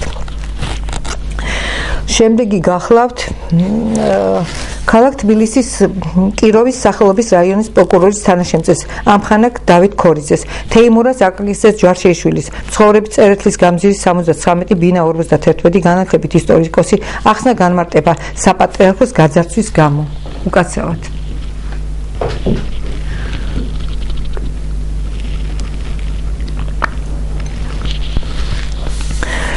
1972 წლის 6 აპრილს გვიან ღამით სიონის ტაძართან საქართველოს კათოლიკოს პატრიარქის ეფრემ მეორის რეზიდენციაში წილკნის ეპარქიის ეპისკოპოსის გაიოს ბიძინა კერატიშვილის მეთაურობით იდუმალად შეიკრიბა ქრისტიანულ ტაძრებს შეკედებული ანაფორიანი ბოროტმოქმედებისა და მათი დამხაშების პახო მობოლაძე, გიორგი ტერძიევის, გიორგი ჩაჩუას, გივი კერატიშვილის, ნინო ჯალიაშვილის და რამოდენიმე დაუდგენელი პიროვნების ხოვა, რომელთაც შორიდან დიდ დახმარებას უწევდნენ ალექსანდრე ნეველის ეკლესიის მიტროპოლიტი ზინობი მაჟუკა, სასულიერო სემინარიის ყოფილი ლექტორი, ყოფილი იურისტი ილია ჭეიშვილი, საქართველოს საეკლესიო საკათოლიკოს შალუტაშვილისა და საქართველოს კომპარტიის ცენტრალური კომიტეტის პირველი მდივნის ვასილ პავლეს მჟავანაძის სოლის ვიქტორია ტირიცკევიჩის მიერ საგანგებოდ შერჩეული უშიშროების აგენტები, რომელთაც მთავრობის დაცვის უფროსი თვალჭერიძე მეთაურობა. ხალხისათვის თვალის ასახავად ბიძინა კერატიშვილმა თავს იდო და მისივე ბოროტმოქმედების შედეგად სასიკვდილოდ განწირული სულთმობძავი კათოლიკოს პატრიარქი ეფრემ მეორის მოვლა პატრონობა ბრჭყალებში. სინამდვილეში კი 1000 გვარი დანაშაულებრივი ხრიკების გამოყენებით მან თავიდან მოიშორა ყველა მისთვის არასაიმედო სასულიერო თუ საერო პიროვნება და თავის დამქაშების დახმარებით მიაღწია რა მოქმედების მთლიან თავისუფლებას, ზემოთ ჩამოშლილ ნაძირალებთან ერთად გატეხარა საპატრიარქო საგანძური სეიფი, გაიტაცა და მიითვისა უდიდესი ისტორიული ღირებულების მქონე ფასდაუდებელი განძი. იმ ღამეს ქართველი ერის ისტორიაში ერთ-ერთი ყველაზე უფრო უმძიმესი, უსაშინლესი და უსაზღვრელი დანაშაული მოხდა. გატაცებული, მითვისებული და დამსხვრელ დანაწილებული იქნა ქართული ხელოვნების უძვირფასესი ნიმუშები, რომლებიც მრავალი საუკუნის მანძილზე მილიონობით ქართველი მამულიშვილის სიცოცხლის ფასად დაცული და გადარჩენილი იქნა თვით სისხლის მსმელი მურვან ყრუს, თემურ ლენგის, შაჰ აბასის, აღა-მაჰმად ხანისა და ჩვენი ერის სხვა მრავალი დაუძინებელი მტრის ხელყოფისაგან. ასე განადგურდა წმინდა ნინოს, მირიან მეფის, ვახტანგ გორგასლის, დავით აღვაშენებლის, თამარ მეფის, გიორგი ბრწყინვალის, ელეკე მეორის და სხვათა მრავალი სახელოვანი ქართველი მამულიშვილის მიერ საპატრიარქო საგანძურისადმი შეწირული ფასდაუდებელი პატიოსანი თვრებით შემკული და ოქრო ველცით შეჭედილი ხატები, სამკაულები, ნივთები, ტანსაცმელი ხელსაწყოები, წიგნები და სხვა მრავალი ძვირფასეულობა. ამ გაუგონარი დანაშაულის კვალის დაფარვის მიზნით ბიძინა კერატიშვილმა საპატრიარქო ქონების აღნუსხელი ისტორიული წიგნით დავთრიდან ამოხია და გაანადგურა ის ფურცლები, რომელზეც ჩამოთვლილი იყო მის მიერ დატაცებული განძეულობა. ამის შემდეგ მან გატეხა დალუქული საანდერძო სეიფი, რომელშიც მდებარე ანდერძი დახია და მის მაგივრად საკუთარი ხელით შეადგინა პატრიარქის ბრჭყალებში ანდერძი, რომლის თანახმად პატრიარქის თანამესაყრდად გახდა მისთვის სასურველი პიროვნება მიტროპოლიტი დავით დევდარიანი, რომლის კანდიდატურა დიდი მიზნებს აძლევდა მის შორგს გამიზნულ ვერაგულ გეგმებს ამ წინასწარ მოფიქრებულ და კარგად მომზადებულ დანაშაულს ბიძინა კერატიშვილმა შეგნებულად დაუსვა წერტილი 1972 წლის 7 აპრილს დილის 6 საათსა და 30 წუთზე როცა შეგნებულად ამოხდა სული კათოლიკოს პატრიარქ ეფრემ მეორეს რომლის სიცოცხლე მისთვის უკვე დამღუპელი იყო ბიძინა კერატიშვილი ეს ყოვლად ზნედაცემული ნაძირალა მე გავიცანი 1978 წელს გმირთა მოედანზე დაახლოებით ღამის 2-3 საათზე სახელმწიფო ცირკის კიბეებთან ახლოს საკმაოდ დიდხანს ამაოდ უცადე ისეთი მანქანის გამოჩენას რომელიც სახლამდე მიმიყვანდა იქო ჩემს გვერდზე იდგა ვიღაც უცნობი რომელზეც მე მთელი ამ ხნის განმავლობაში ყურადღებაც არ მიმიქცევია მოულოდნელად ეს პიროვნება ჩემთან მოვიდა და თავხედურად ყოველგვარი ცერემონიის გარეშე დამიწყო ლაპარაკი რომ დროს იგი ვითომ შემთხვევით მე ვერ დავასახელებ ახლა იმას მამაკაცის სარცხვინელი მაპატიეთ ხელს მიფათურებდა მე ხელად მივხვდი რომ ამ პიროვნების სახით რომელიც ბიძინა კერატიშვილი აღმოჩნდა უგარყვნილეს მამათავალთან მქონდა საქმე და მაშინ როცა ამ ზნედაცემულმა საოცარი ოსტატობით მოხერხებითა და სისტამით გამიხსნა შარლის უბნის ფოლაქები და რაც სიბინძური არის ის გააკეთა საშინლად გავბრაზდი და მის საცემლად გავიწიე შეშინებულმა ბიძინა კერატიშვილმა არტისტობა იხმარა საცუდავად მოიკრუნშა და კისერი მომიდრიკა მომკალი ყელი გავონჭერი თუ გინდაო მე ჩემდამი დიდ შეურაცხყოფად მივიჩნია ამ ბილწი ადამიანის ხელის ხლებაც კი და სასწრაფოდ გავეცალე მას მაგრამ ამ ძუნებული ბიძინა კერატიშვილი მაინც არ მომეშვა და სულ უკან მომდევდა სანამ კინოსტუდიამდე არ მივედი იქ მე იგი დავიფრინე და რის ვაივაგლახით მოვიშორე თავიდან ამის შემდეგ მე მას რამოდენიმეჯერ მოვკარი თვალი უნივერსიტეტსა და საჯარო ბიბლიოთეკაში სადაც იგი მასავით წყალწაღებულ კაცუნებს ეძებდა და ხვდებოდა ხოლმე თქვენ თვითონ ადვილად წარმოიდგენთ ჩემს უდიდეს გაოცებას როცა რამოდენიმე ხნის შემდეგ უნივერსიტეტიდან გაგდებული ბიძინა კერატიშვილი ჯერ მცხეთის სასულიერო სემინარიაში მოსწავლეთ ხოლო შემდეგ იქიდან გარიცვის შემდეგ პატრიარქ ეფრემის პირად მდივნად ვიხილე მალე სიონის ტაძარი მამათმავლების საკრებულოდ გადაიქცა ბიძინა კერატიშვილის გარშემო შემოკრებილი ეს არამზადები და სხვა დაქირავებული ნაძირალები ყოველგვარი ხერხებით რეკლამას უკეთებდნენ მას ბჭალები გახსნილია ქება დიდებას ასხავდნენ მის ნიჭიერებას სიწმინდეს საქრისტიანოსადმი ერთგულებას და ამომავალ მზედ ასაღებდნენ მას მათ რიგებს თანდათანობით შეემატნენ კარიერისტები მომხვეჭელები მექრთამეები და 1000 ჯურის არამზადები მათმა ხროვამ თანდათანობით მაფიის მსგავსი ბანდის საღე მიიღო ბჭალები დახურულია ვიცოდი თუ რა წმინდანსაც ბჭალებში წარმოადგენდა ბიძინა კერატიშვილი მოვალეობად მივიჩნიე პატრიარქ ეფრემ მეორისათვის შემოტყობინებინა მისი საქმენი საგმირონი ბჭალებში ჩემ და გასაკვირად ეფრემ მეორემ მიპასუხა ბჭალები გახსნილია შვილო ჩემო უნდა იცოდე ქვეყნად არავინ არის უცოდველი ბიძინა კერატიშვილმა ჩემს წინაშე მოინანია ძველი ცოდვები მე მას შეუნდე ისინი ამიტომ არავის არ აქვს უფლება მისი განკითხვისა და განსიშა ბჭალები დახურულია მისი მოქმედებიდან მე მალე მივხვდი რომ მასთან ამ თემაზე ლაპარაკი ზედმეტი იყო და არც არავითარი აზრი არ ჰქონდა რამდენიმე ხნის შემდეგ ბიძინა კერატიშვილმა განმიცხადა ბჭალები გახსნილია მე მეგრულად გირჩევ დაივიწყო ჩემი წარსული და გთხოვ კრინტი არ დაძრა არავისთან ამის შესახებ განსაკუთრებით კეგი ამაჩაბელთან არ წამოხსდეს არაფერი და შენი პატივისცემა ჩემზე იყოს ბჭალები დახურულია მალე ბიძინა კერატიშვილს ახალი ძლიერი თითქმის ყოველი შემძლე და ყველაფრის მკისრებელი მფარველები გაუჩნდა რის გამოც იგი საშინელ ურჩხულად ნამდვილ ბალთაზარ კოსას ორეულად გადაიქცა შემდეგშიც არ დააყოვნა ნაძირალების ამ ბანდამ ბევრი შავბნელი და უმძიმესი დანაშაული ჩაიდინა ეკლესიის შიგნით და გარეთ ამასთან მათ ეკლესიის გარშემო ისეთი ატმოსფერო და პირობები შექმნეს რომ თითქმის შეუძლებელი იყო მათდამი რაიმე წინააღმდეგობის გაწევა ამიტომ ერთადერთი გამოსავალი იყო გაჩუმება და მათ დანაშაულებათა შესახებ მასალების მამხილებელი ფაქტების შეგროვება რათა მომავალში მაინც არ გაქცეოდნენ ისინი მართლმსაჯულების კანონიერ სასჯელს როგორც მოწმეები გადმოგვცემენ თავისი მოღვაწეობა ბჭალებში ამ წმინდა მამამ ბჭალებში დაიწყო საგარეჯოში თავისი საშინელი რეპუტაციის მქონე ოჯახის ნაძირალა წევრებისა და მათი ბოროტმოქმედი მეგობრების წრეში რომელთაგან ბჭალებში მემკვიდრეობით მან ნაძირალობა ბოროტმოქმედობა მამათმავლობა მიიღო ბავშვობაში იგი თავს აფარებდა საგარეჯოს წმინდა დოდოს სახელობის ეკლესიის წინამძღვარ არქიმანდრის ევაგრი დიასამიძეს რომელიც მას ფარველობას უწევდა და იცავდა ბოროტი დედინაცვის დევნისაგან მისი და რამოდენიმე ფანატიკოსის დახმარებით იგი დაუახლოვდა და საცხოვრებლად გადმოვიდა ჭოროხის ქუჩა ნომერ 7-ში მცხოვრების საეჭვო რეპუტაციის მქონე ბნელი ფანატიკოსების ბარბარე და ელზა ჩეჩელაშვილების ოჯახში მალე ბარბარე დარწმუნდა მის აღვირახსნილ მამათმავლობაში საეჭვო პიროვნებათა კავშირსა და ბევრჯერ ის ვერ ვიტყვი და მაგრამ წერია და რა ვქნა სპერმით უკანა მხარეს გასული შავლისა და სასწვების დანახვის გამო მათი ოჯახის მეგობრებმა მას შეატყობინეს აგრეთვე ის რომ იგი მრავალჯერ უნახავთ საპირფარეშოებში მამაკაცებთან გარყვნილი მოქმედების წამოწყების დროს აღშფოთებულმა ბარბარე ჩეჩელაშვილმა ქვეყანას მოსდო ეს საზღვარი ამბები მაგრამ ამ საქმეში ენერგიულად ჩაერია მისი ქალიშვილი ელზა რომელმაც განსაკუთრებით ღვთისმოსაობა ბჭყალებში გამოიჩინა არ დართო დედას ბიძინას ოჯახიდან გაგდების ნება და ბჭყალებში ღვთისმიერ მისადმი მოიწონილ შვილად ბჭყალებში გამოაცხადა მოგვიანებით იგი დაეხმარა გამდიდრებულ და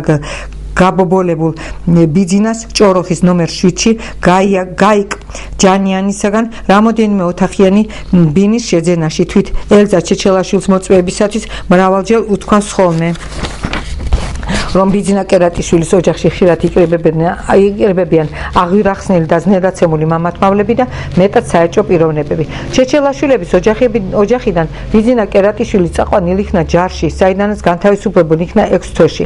მისი თქმით მორწმუნეობის ბჭყალებში გამო, მისთვისაც იგი ასევე საშინლად სცემეს, რომ საავადმყოფოში მოხვდა, საიდანაც როგორც დაავადებული გამოწერეს და გაათავისუფლეს სამხედრო ვალდებულებისაგან. საჯარიდან დაბრუნებისთანავე ბჭყალებში მორწმუნეების ხელშეწყობით ბჭყალები დახურულია.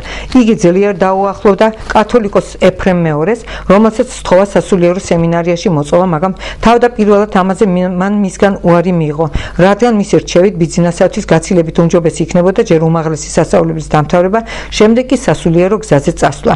მართლაც ბიძინა კერატიშვილი მალე მოეწყო სახელმწიფო უნივერსიტეტის ისტორიულ ფაკულტეტზე, შემდეგ იქიდან მალე იქნა გამოგდებული ჯერ ერთი აკადემიური ჩამორჩენილობის გამო, იგი 1968 წლის მეორე კურსზე ძლივს გადავიდა თბილისის სახელმწიფო უნივერსიტეტში, იგი 1964 წელს მოეწყო.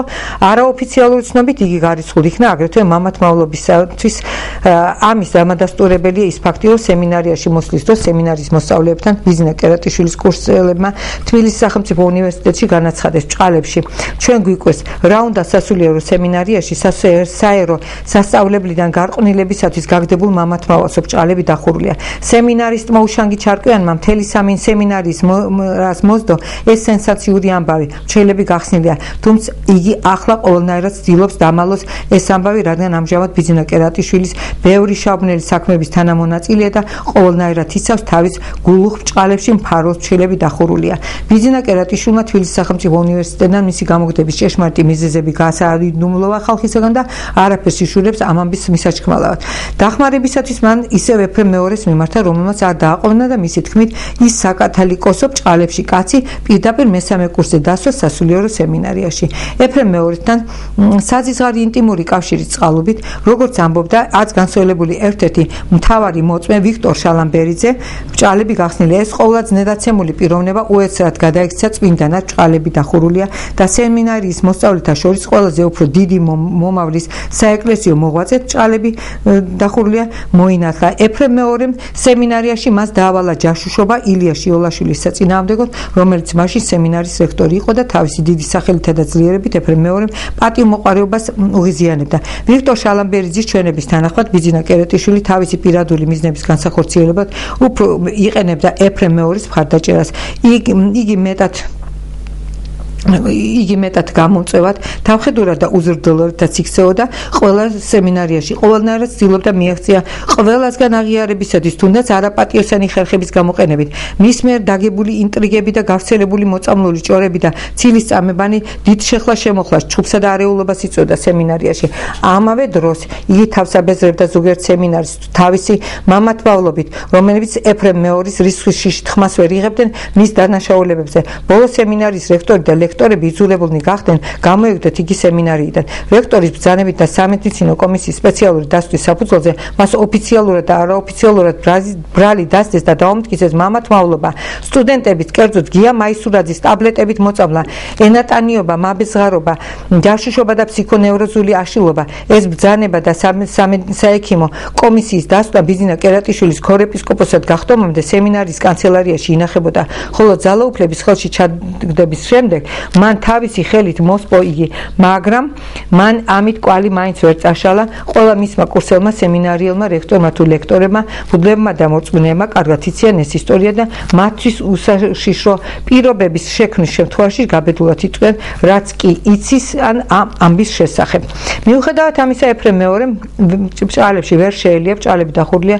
ამდენი მძიმე დანაშაულის ჩამდენ ბოროტმოქმედს და ყველას გასაოცრად ქრისტიანული საზოგადოებიდან გაკვეთისა და შერჩენების მაგივრად საპატრიარქოში პირად მდივნად მიიღო, რაც ერთგულებისათვის პატივისცემის ნიშნავდა და არა შეწყალებას. ეფრემ მეორემ ძლიერ აწყობდა ასეთი იშვიათი ბჭყალებში პიროვნების მდივნობა, ჯერ ერთი იმიტომ, რომ სურდა ეს საპატრიარქო კაცი ბჭყალებში დაეპირისპირებინა შიოლაშვილისადმი, რომელიც სულ მზარდი ხდებოდა. და დღე-დღე მოსვენებას არაძლევა პატიმოყარე და ამა პატრიარქს მეორეს მას მუდამ ეყოლებოდა გვერდზე მამათმავალი, რომელსაც სხვებივით არ ეთაკილებოდა და არ ეზიზღებოდა მასთან ინტიმური კავშირი. ეფრემ მეორე ყოველგვარი ხრიკებითა და ბოროტმოქმედებითაც კი გააფთრებულ წინააღმდეგობას და ზოგჯერ აშკარა მტრობასაც კი უწევდა მიტროპოლიტ შიოლაშვილს მის მიერ წამოწყებულ ყველა საქმეში და ხშირად ახერხებდა კიდეც მათ ვერაგულად ჩაშლას. საეჭვო წარმოშობისა და ბიოგრაფიის ეფრემ მეორე დაუნდობლად თავიწოებდა და ზევნიდა ყველა მის თანამოვაწეთ და იქამდეც კი მიდიოდა, რომ ყველაზე ნიჭიერი სემინარიელების გარეკვით იღწოდა სემინარიის დახურვისათვის. ამავე მიზნებისათვის მან შეზღუდა ქართული ეკლესიები დაამახინჯა და შეკვეცა წირვა-ლოცვები, სემინარიაში სწავლა, ძირითადად დამახინჯებული ლიტურგიის შესწავლისაკენ წარმართა, სხვა საგნები მეტად დაბალ დონეზე დააყენა. ეფრემ მეორემ თავის გარშემო შემდეგი დამნაშავეები, ბოროტმოქმედები და მამათმავლები შემოიკრიბა. პირველი ქუთაის გაენათის ეპისკოპოსი რომანუს პეტრიაშვილი, რომელიც აღვირახსნილი მამათმავლობისათვის ჩვენი პრესის ფურცლებზე, კერძოდ საბჭოთა აფხაზეთში იყო სახალხო თბილებული და განკიცხული. მეორე პახუმ ობოლაძე, სიონის ეკლესიის მღვდელმსახური, გამოუსწორებელი მამათმავალი, მექრთამე ჯაშუიცა ხალხის მომწყობელ გამყოლეფავი კავაზაკი. მესამე გიორგი ტერზიევი, პეტრე-პავლეს ეკლესიაში სომხეთის კათოლიკოს ვაზგენის ფარული აგენტი, საქართველოს დაუძინებელი მტერი, მამათმავალი, ეფრემ მეორის საყვარელობდა, ბიზინა კერატიშვილთან და მის ამცონებთან საზიზღარი ორგიების აქტიური წევრი, ყაჩაღი, მყლეფავი, მექრთამე, მომხვეჭელი, ავაზაკი და ენატანია ჯაშუში, საპატრიარქოს განძის გატაცების ერთ-ერთი მთავარი წევრი, 1972 წლის 6-7 აპრილის დროს მომხდარი ყველა ბოროტმოქმედების მონაწილე, ხალხის გადმოცემის იგი პეტრე-პავლეში საფლავებსაც კი ძარცავს. მეოთხე გიორგი ჩაჩუა, სიონის ყოფილი აცგარდაცვლილი, შვილმა მოკლა დანით მიყენებული რამოდენიმე სასიკვდილო ჭრილობით, ჩილები დახურლება მღვდელმსახური, მამათმავალი აქტიური. მან და პახომი ობოლაძემ სიონის ეკლესიის საკურთხეველში ძალით გააუპატურეს ვინმე რუსი ფანატიკოსი ნიკოლაი. ეფრემ მეორემთან რომ იჩივლა ნიკოლაიმ, მან იგი გიჟად გამოაცხადა. გიორგი ჩაჩუა ბნელ პიროვნებებთან დაკავშირებული ყაჩაღ ყომარბაზი ნაძირალა დონჟუანია, ბჭყალებში დონჟუანი, ფულითა და უშმაკობით გარყვრა ბევრი ფანატიკოსი და სიონის ხშირი სტუმარი ქალი. იგი თავზე ხელაღებული ჭუბისათვის 1972 წლის 6-7 აპრილის საპატრიარქოს გაძარცვის შავნელი საქმეების იდუმალი წევრი იყო. მეხუთე მეფოდი აივაზოვი, სომხეთის კათოლიკოსის ვაზგენის იდუმალი, ჯაშუში ქაშვეთის ეკლესიაში მომსახური ვანუშა მკრტიჩიანთან ერთად წარმოადგენს საქართველოს დაუძინებელ მტერს, წმინდა ბარბარეს ეკლესიის ესწრებული მამათმავალი, ჯაშუში მექრთამე, მყლეფავი ყაჩაღი. მეექვსე ანზორ გულიევი, თათარი, აღვირახსნილი მამათმავალი, მანგლისის ეკლესიაში მუშაობს. მეშვიდე გაბრიელ ჩოჩოშვილი, მან თავის ისახელა მრავალი ქალისა და ქალიშვილის გარყვნითა და გაუპატიურებით, მაგალითად მოატყუა, გაუპატიურა და გაუბედურა ფ.ა. ამ ამბის მოწვია ლამზირა კალანდაძე, მცხოვრები კალანდაძის ქუჩა ნომერ 20-ში, ჩოჩიშვილის საეჭვო ბნელ პიროვნებებთან დაკავშირებული არამზადაა, ბერობას პირადი მიზნებისათვის იყენებს. მესამე მასივში ჩუმად ყავს ცოლ-შვილი, მექრთამე ყომარბაზი და ბნელი პიროვნება, ეფრემ მეორე იძულებული იყო იგი გაეკეთა ეკლესიის რიგებიდან, ამჟამად აღდგენილია კერატიშვილის მიერ და მის ერთგულ დამქაშადაა გადაქცეული. ამ წმინდა ბჭყალებში მამებით, ბჭყალები ასევე გახსნილია საიმედო თავდაცული ბჭყალებში ეფრემ მეორის არაადამიანობას. ის ფაქტიც ამტკიცებს, რომ მისი სიკვდილის შემდეგ მისმა ნათესავებმა ტომრებით გადამალული უთვალავი ფულიდან, რომელიც 2 დღე და ღამე ძლივს დათვალეს, საკმაოდ ბერი გადაყარეს, როგორც ხმარებისათვის უვარგისი და დაობებული. ეს ხდება მაშინ, როცა სემინარიის უპატრონო და უსახსრო სტუდენტებისათვის ეფრემ მეორე თვეში 10 მანეთს ძლივს იმეტებდა მათი დახმარება სტიპენდიის სახით.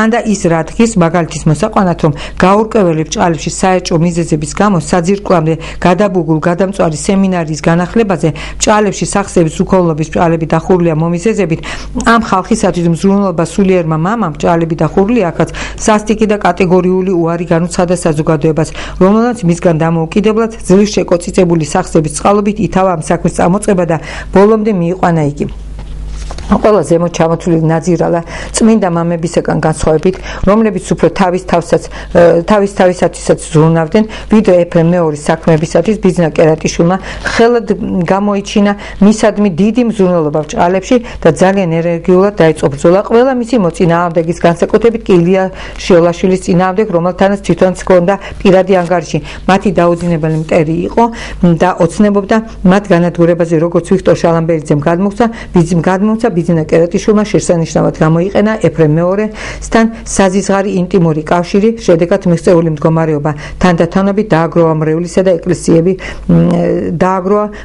და ეკლესიების კერძოდ ნინო წმინდის ძარცვით დიდი თანხა და თავისი კარიერისათვის უფრო სასარგებლო გზას მიაგნო ბიძინა კერატიშვილი თავიდანვე ოცნებობდა კათოლიკოს პატრიარქად გახდომას და ყოველგვარი ხერხების გამოყენებით თავიდანვე დანაშაულებრივ გზას დაადგა ამ დიდი მიზნის მისაღწევად როგორც მეტად ეშმაკმა მიხვედრილმა და ბრჭყალებში განათლებულმა ბოროტმოქმედმა მან სწრაფად აუღო მდგომარეობას და დროზე მიხვდა რომ მარტო ეფრემ მეორის მხარდაჭერა მას შორს ვერ წაიყვანდა საპატრიარქო და საეკლესიო ბნელი საქმეებისა და საიდუმლოების გაცემითა და ენის მიტანით მან თავიდანვე მიიქცია საქართველოს საეკლესიო საქმეების რწმუნებულის შალუტაშვილის ყურადღება ალექსანდრე გია მაჩაბელის ჩვენებით შალუტაშვილი თბილისის აშკენაზის სინაგოგის იდუმალი მაგრამ სინამდვილეში აქტიური წევრი იყო ამ სინაგოგის მესეოთა დავალებით იგი შენიღბულად გააფრთხებით იბრძოდა საქართველოს მართლმადიდებლური ეკლესიის წინააღმდეგ და რადგანაც რჯულით ქრისტიანთა მტერი იყო აქედან გამომდინარე ყოველნაირად ცდილობდა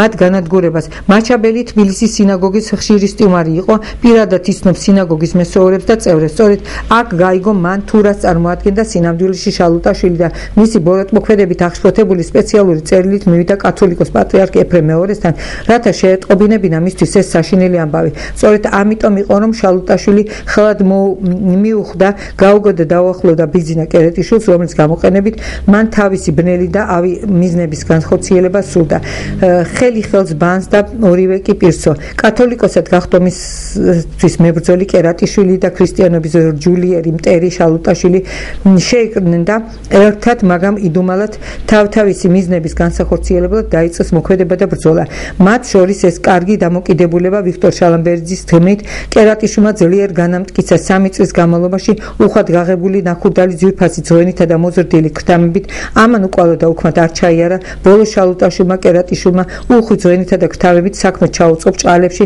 საქართველოს კომპარტიის ცენტრალური კომიტეტის პირველი მდივნის ვასილ პავლეს მჟავანაძის ცოლთან ამაში ბიძინა კერატიშვილს აგრეთვე დიდი დახმარება გაუწია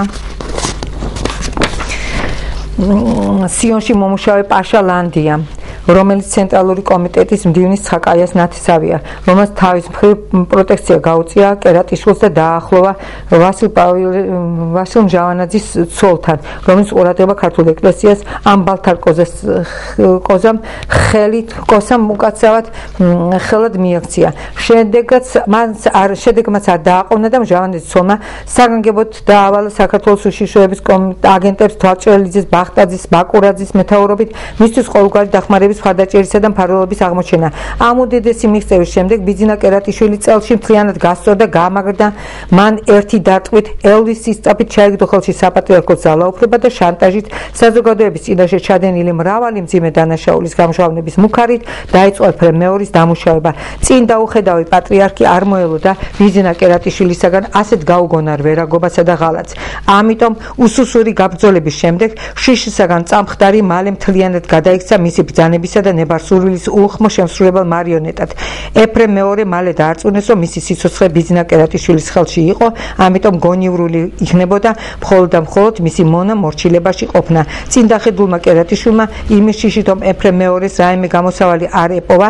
იმ თავითვე დაიწყო იმისათვის რუნა რომ მისი რაც შეიძლება მალე გამოყენების შემდეგ შესაძლებოდა ჭყალებში კანონიერების ფარგლებში თავიდან მოშორება ამ მიზნის მისაღწევად მას საგანგებოდ მიუჩინა ექიმები ჭყალებში ღვიძლი დაავალ დაავადებულ ეფრემ მეორეს, რომელმაც მალე დაიწყო მძიმე ავადმყოფობა, შალუტაშვილის, თვალჭრელიძის, ბახტაძის, ბაკურაძის და კერატიშვილის შანტაჟმა, მუქარამ და ფსიქოლოგიურმა ზემოქმედებმა თავისი გაიტანა.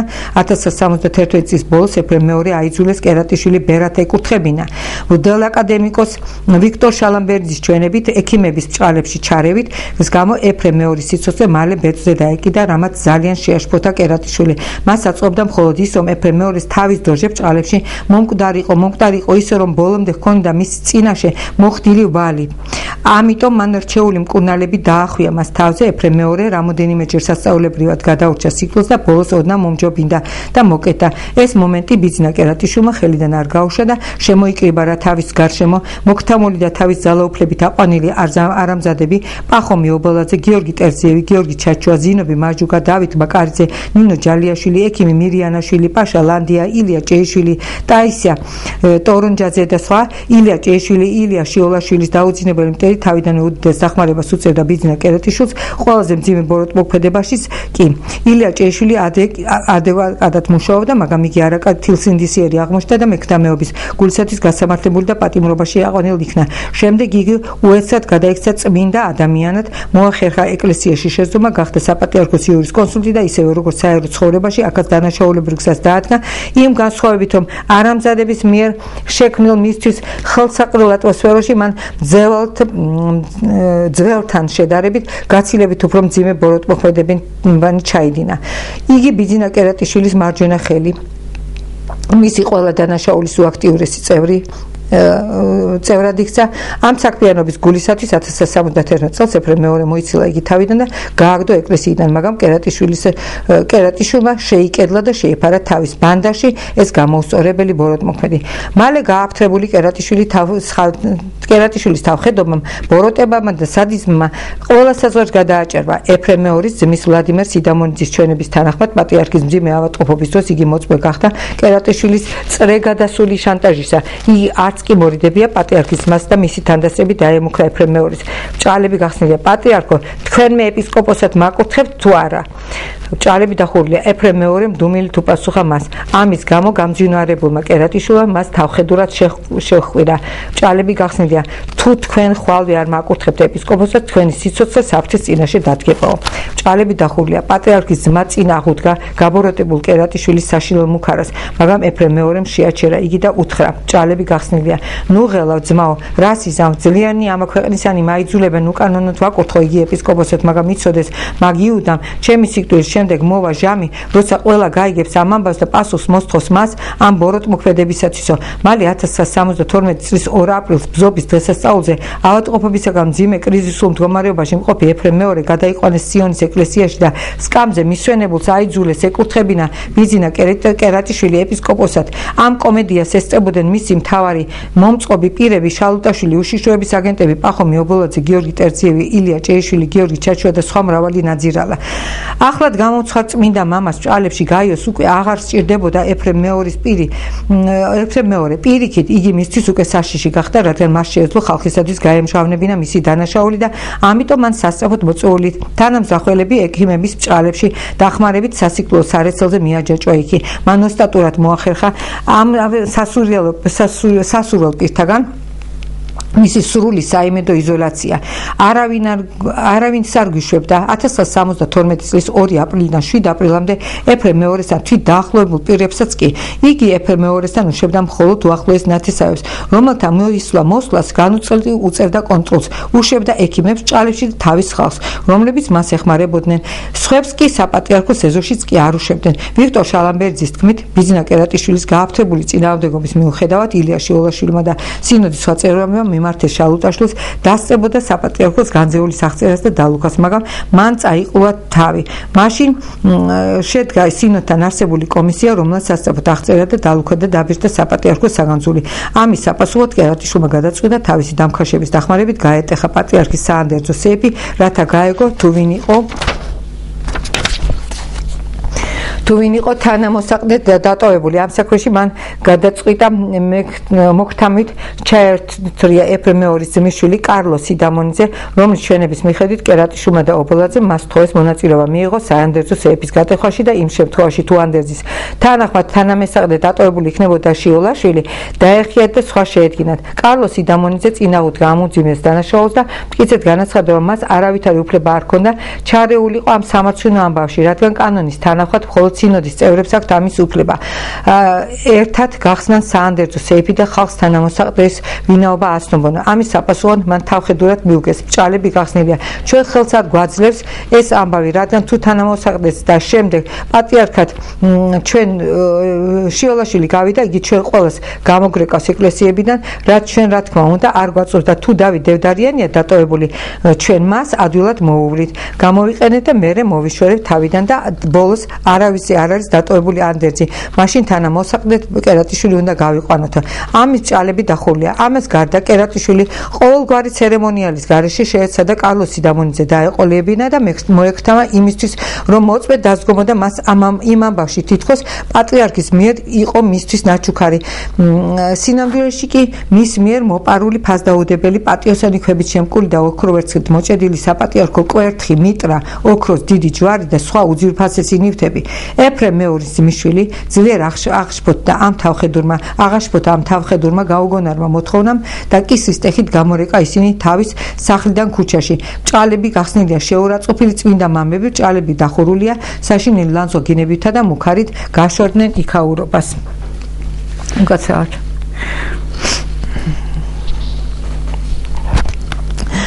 ამ ჩავარდნით შეშფოთებულმა კერატიშვილმა სასწრაფოდ მიიწვია ზემოთ ჩამოთვლილი ნაძირალები, დამცველება თუ შიშროების აგენტები. შალუტაშვილი მოიხმო ერთად შეიმუშაოს მოქმედების გეგმა და მოახდინეს ეფრემ მეორის და მთელი მისი რეზიდენციის არასასროლო პირთაგან იზოლაცია.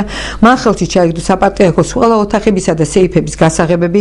კონტროლი და მეთვალყურეობა დააწესა ეფრემ მეორის ყველა ნათესავზე და როდესაც მდგომარეობის სრული ბატონ-პატრონი გახდა, სანგანებოდ მოიწვია ექიმი მირიანაშვილი და შეუდგა პატრიარქის ბრჭყალებში გადარჩენას. ღვიძლის უმძიმესი სნეულები დაავადებული ეფრემ მეორე ამ მდგომარეობამდე მივიდა ამ ქართველი ბალთაზარ კოსტას მიერ ჯერ კიდევ ადრე მიღებული ზომების წყალობით. ამ ავადმყოფობას კერატიშვილი იმიტომ დააწვა, რომ ამით კაცის სულის ამოხდა გაცილებით უფრო ადვილად შეიძლებოდა. თანაც ისედაც შეიძლება მოახერხოს კაცმა, რომ არავინ დააეჭვოს და კვალიც კარგად დაფაროს. პატრიარქის მდგომარეობა იმხანად იმდენად კრიზისული იყო, რომ მისთვის სულის ამოხდა სულ იოლად შეიძლებოდა ღვიძლის არეში მძიმე დარტყმით ან და მოსარჩენად ჭყალებში მიწოდებული წამლის გადიდებული დოზით. თუ საქმე გაჭირდებოდა, შეიძლებოდა უკიდურესი ბრჭყალებში ზომების მიღებად.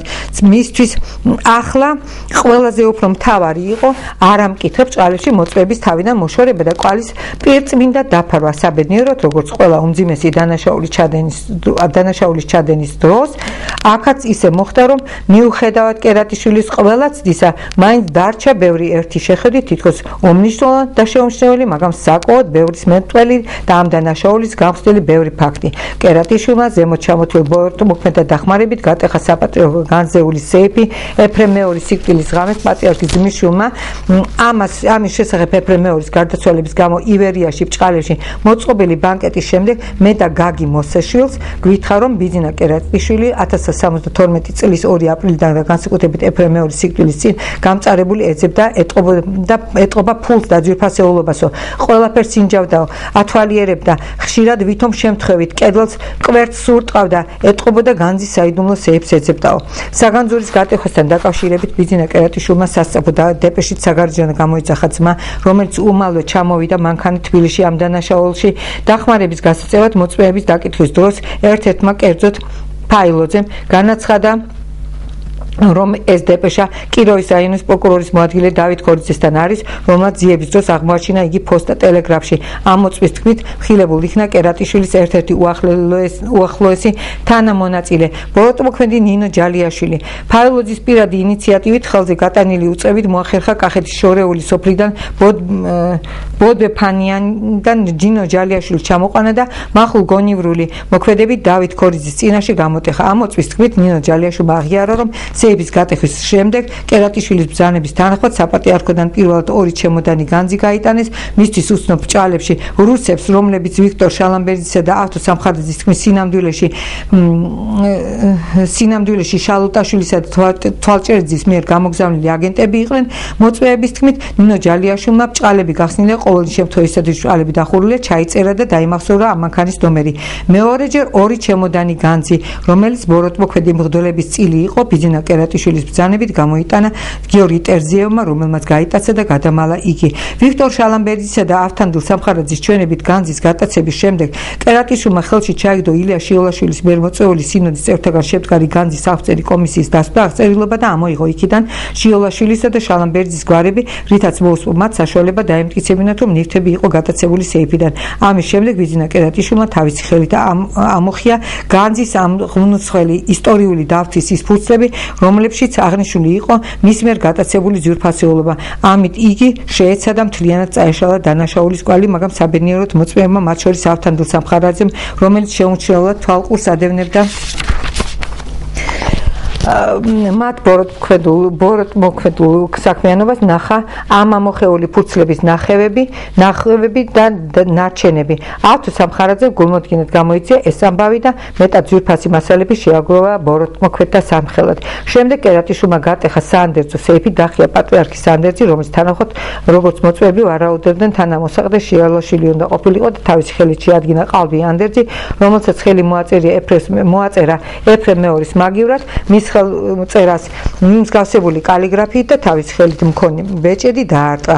ამ ყალბი ანდერძის თანახმად თანამოსაყდე გახდა პატივმოყვარე და ეშვაკი 2 კლასის განათლების მქონე ბნელი და მშიშარა პიროვნება, რომელსაც საერო და სასულიერო უმაღლესი განათლების უქონლობის გამო თავის საეკლესიო დებულების თანახმად მეოცე მუხლი არ აქვს უფლება პატრიარქობისა, რადგანაც ანდერძში ბრჭყალებში ანდერძი საკუთარი თავით ჩაეწერა, თავის გაყიდვისა და ხალხის აჯანყებას გამოიწვევდა. კერატიშვილმა საგანგებოდ შეაჩერა არჩევანი ამ სუსტ პიროვნებაზე, რომელიც თავის ნება სურვილზე თამაში და გამოყენება მისთვის უადვილესი საქმე იქნებოდა. ამ ოპერაციის წარმატებით მოგვარების შემდეგ კერატიშვილმა დილის 7-ის ნახევარზე სრულიად იოლად სადისტურად ამოხადა სული ეფრემ მეორეს, რომელიც მისთვის უკვე ზედმეტ ბარგად ქცეულ საშიშ მსხვერპლს წარმოადგენდა.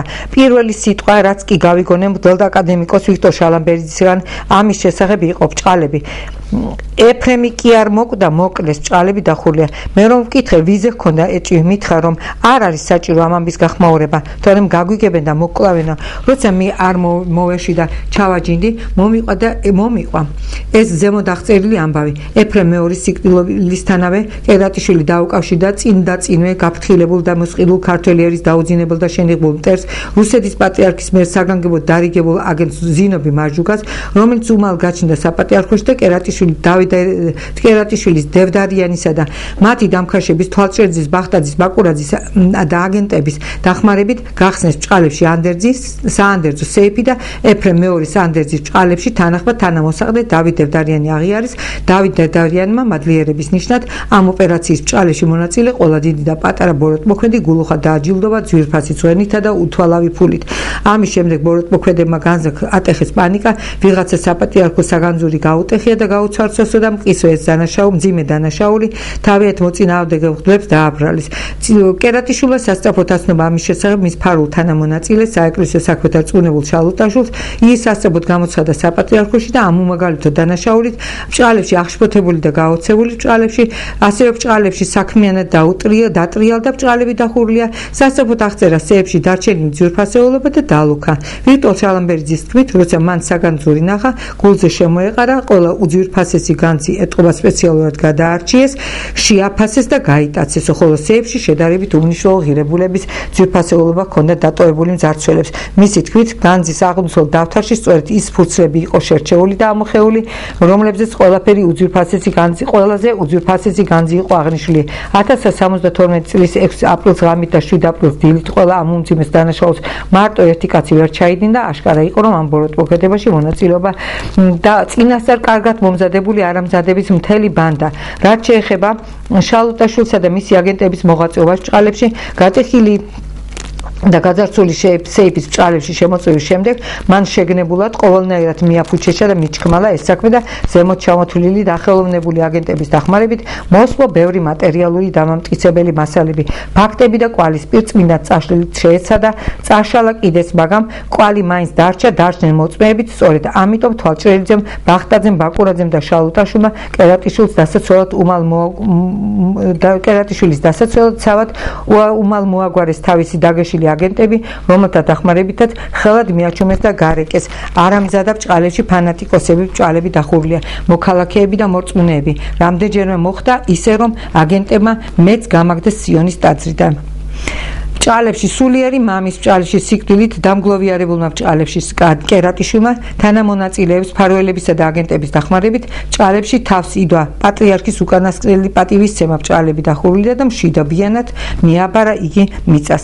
ხალხის თვალების სასახელად და კვალის დასაფარავად მან მილიციაში მოითხოვა წესრიგის დამცველები და კრძალვის ცერემონიალის დროს ხალხის დასაწყნარებლად და წესრიგისაგან მოსაწოდებლად. ვიქტორ შალამბერძის თქმით, ბიძინა კერატიშვილი უმალ დაუკავშირა და დაუახლოვდა სამგლოვიარო ცერემონიალზე ჩამოსულ სომხეთის პატრიარქ ვაზგენ პირველს, უკრაინის ეგზარხოსისა და რუსეთის პატრიარქის პიმენის წარმომადგენლებს.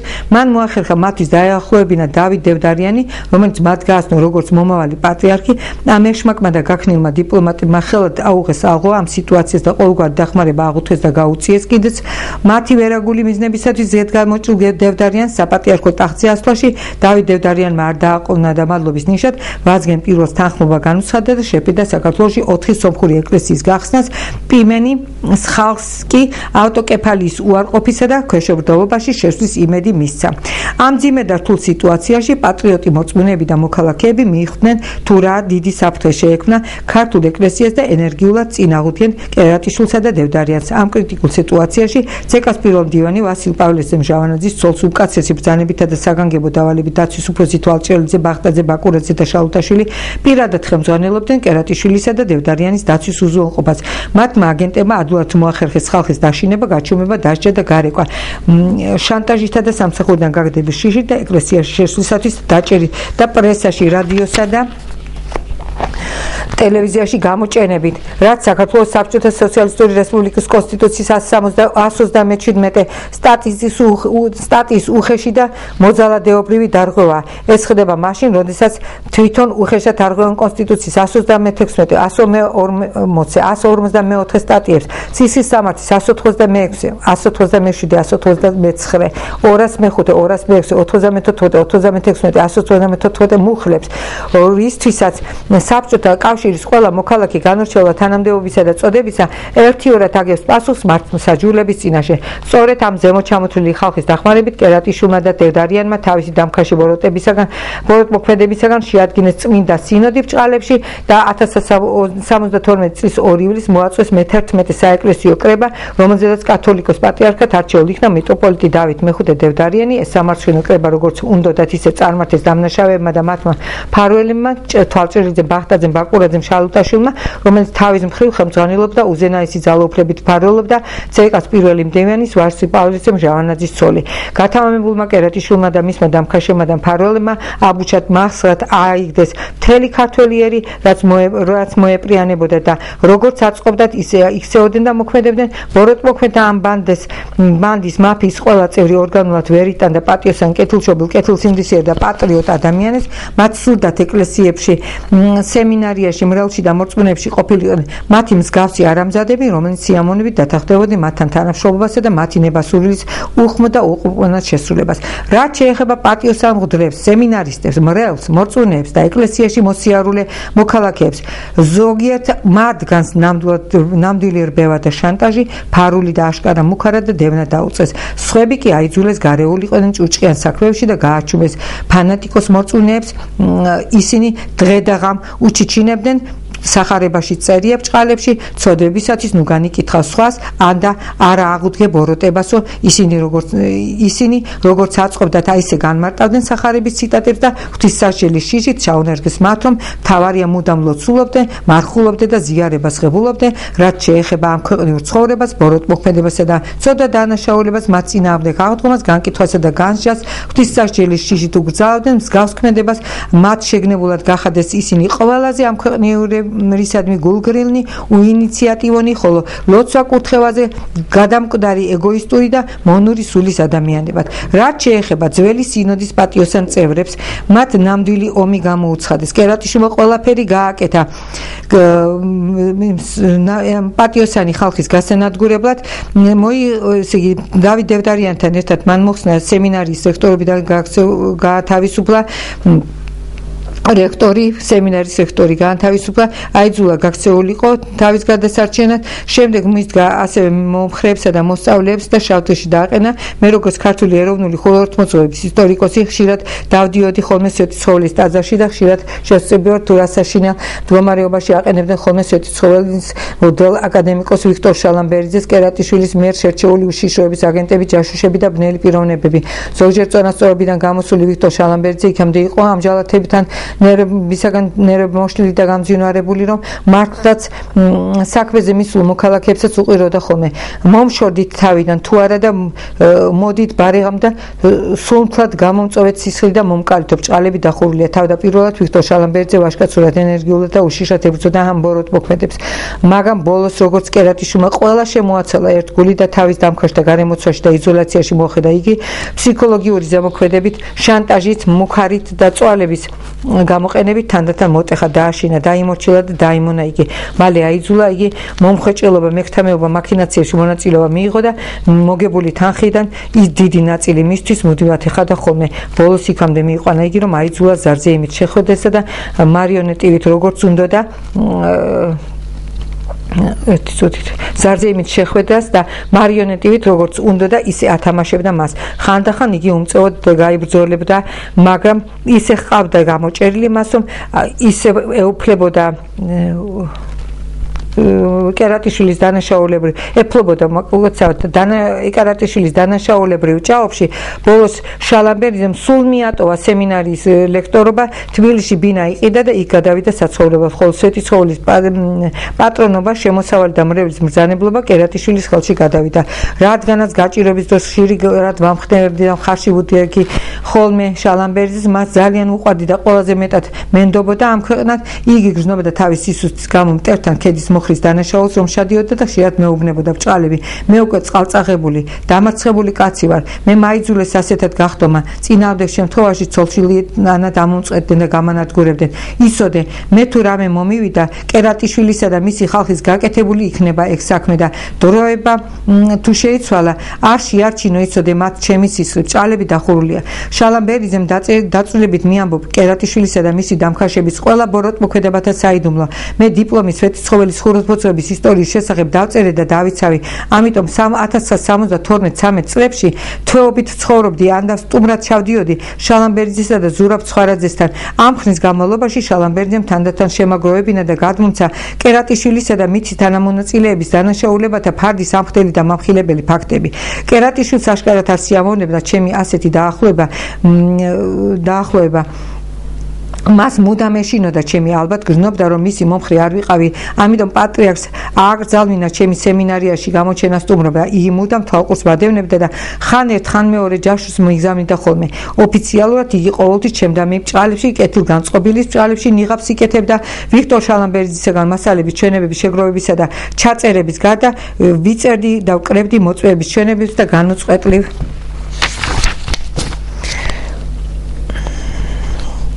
თვალყურს ვადევნებდი მის ყოველ ქმედებასა და ფეხის ნაბიჯს, რის გამოც შემდეგ დავადგინე გარეგნულად მას მეტად დინჯად დარბაისლუარ და ამაყად უჭირას თავი. ახალ გაცნობელზე ყოველთვის ცდილობს დასტოვოს განათლებული და საქართველოზე გადამკვდარი პატრიოტის შთაბეჭდილება. ამავე მიზნით იგი თითქმის ყველა დასასწაულზე გამოდის, აშკარად ურაპატრიოტული ქადაგებებით.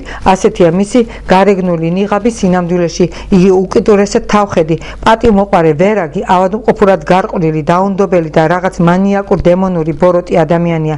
იგი საშინლად ზენაცემული მამათბავალია, ბოლო დროს ძლიერ შეშინებულია, რომ გარყვნილების დროს არ დაიჭირონ, მხოლოდ ვიწრო წრეში ძველ ნაცნობ მამათბავლებთან დადის ხოლმე ჩუმად, ძალიან უყვარს ხოლმე ღამით წანწალი, ხშირად მინახია დიდუბიდან მომავალი ტრამვაით ჩამოსული დინამოსთან და გვიან ღამით მუშტაიტის ბაღის მიმართულებით გამქრალა. მე ამით არ წვეთ ამ წერილის კითხვას, უბრალოდ მინდა რომ თქვენი ყურადღება დავაფიქსირო იმ ნაწილზე, რომელიც მე წავიკითხე და შემდეგ გადაცემაში გავაგრძელებ მე ამის წაკითხვას. მადლობას მოგახსენებთ ყურადღებისათვის, კარგად გრძანდებოდეთ. ნახვამდის.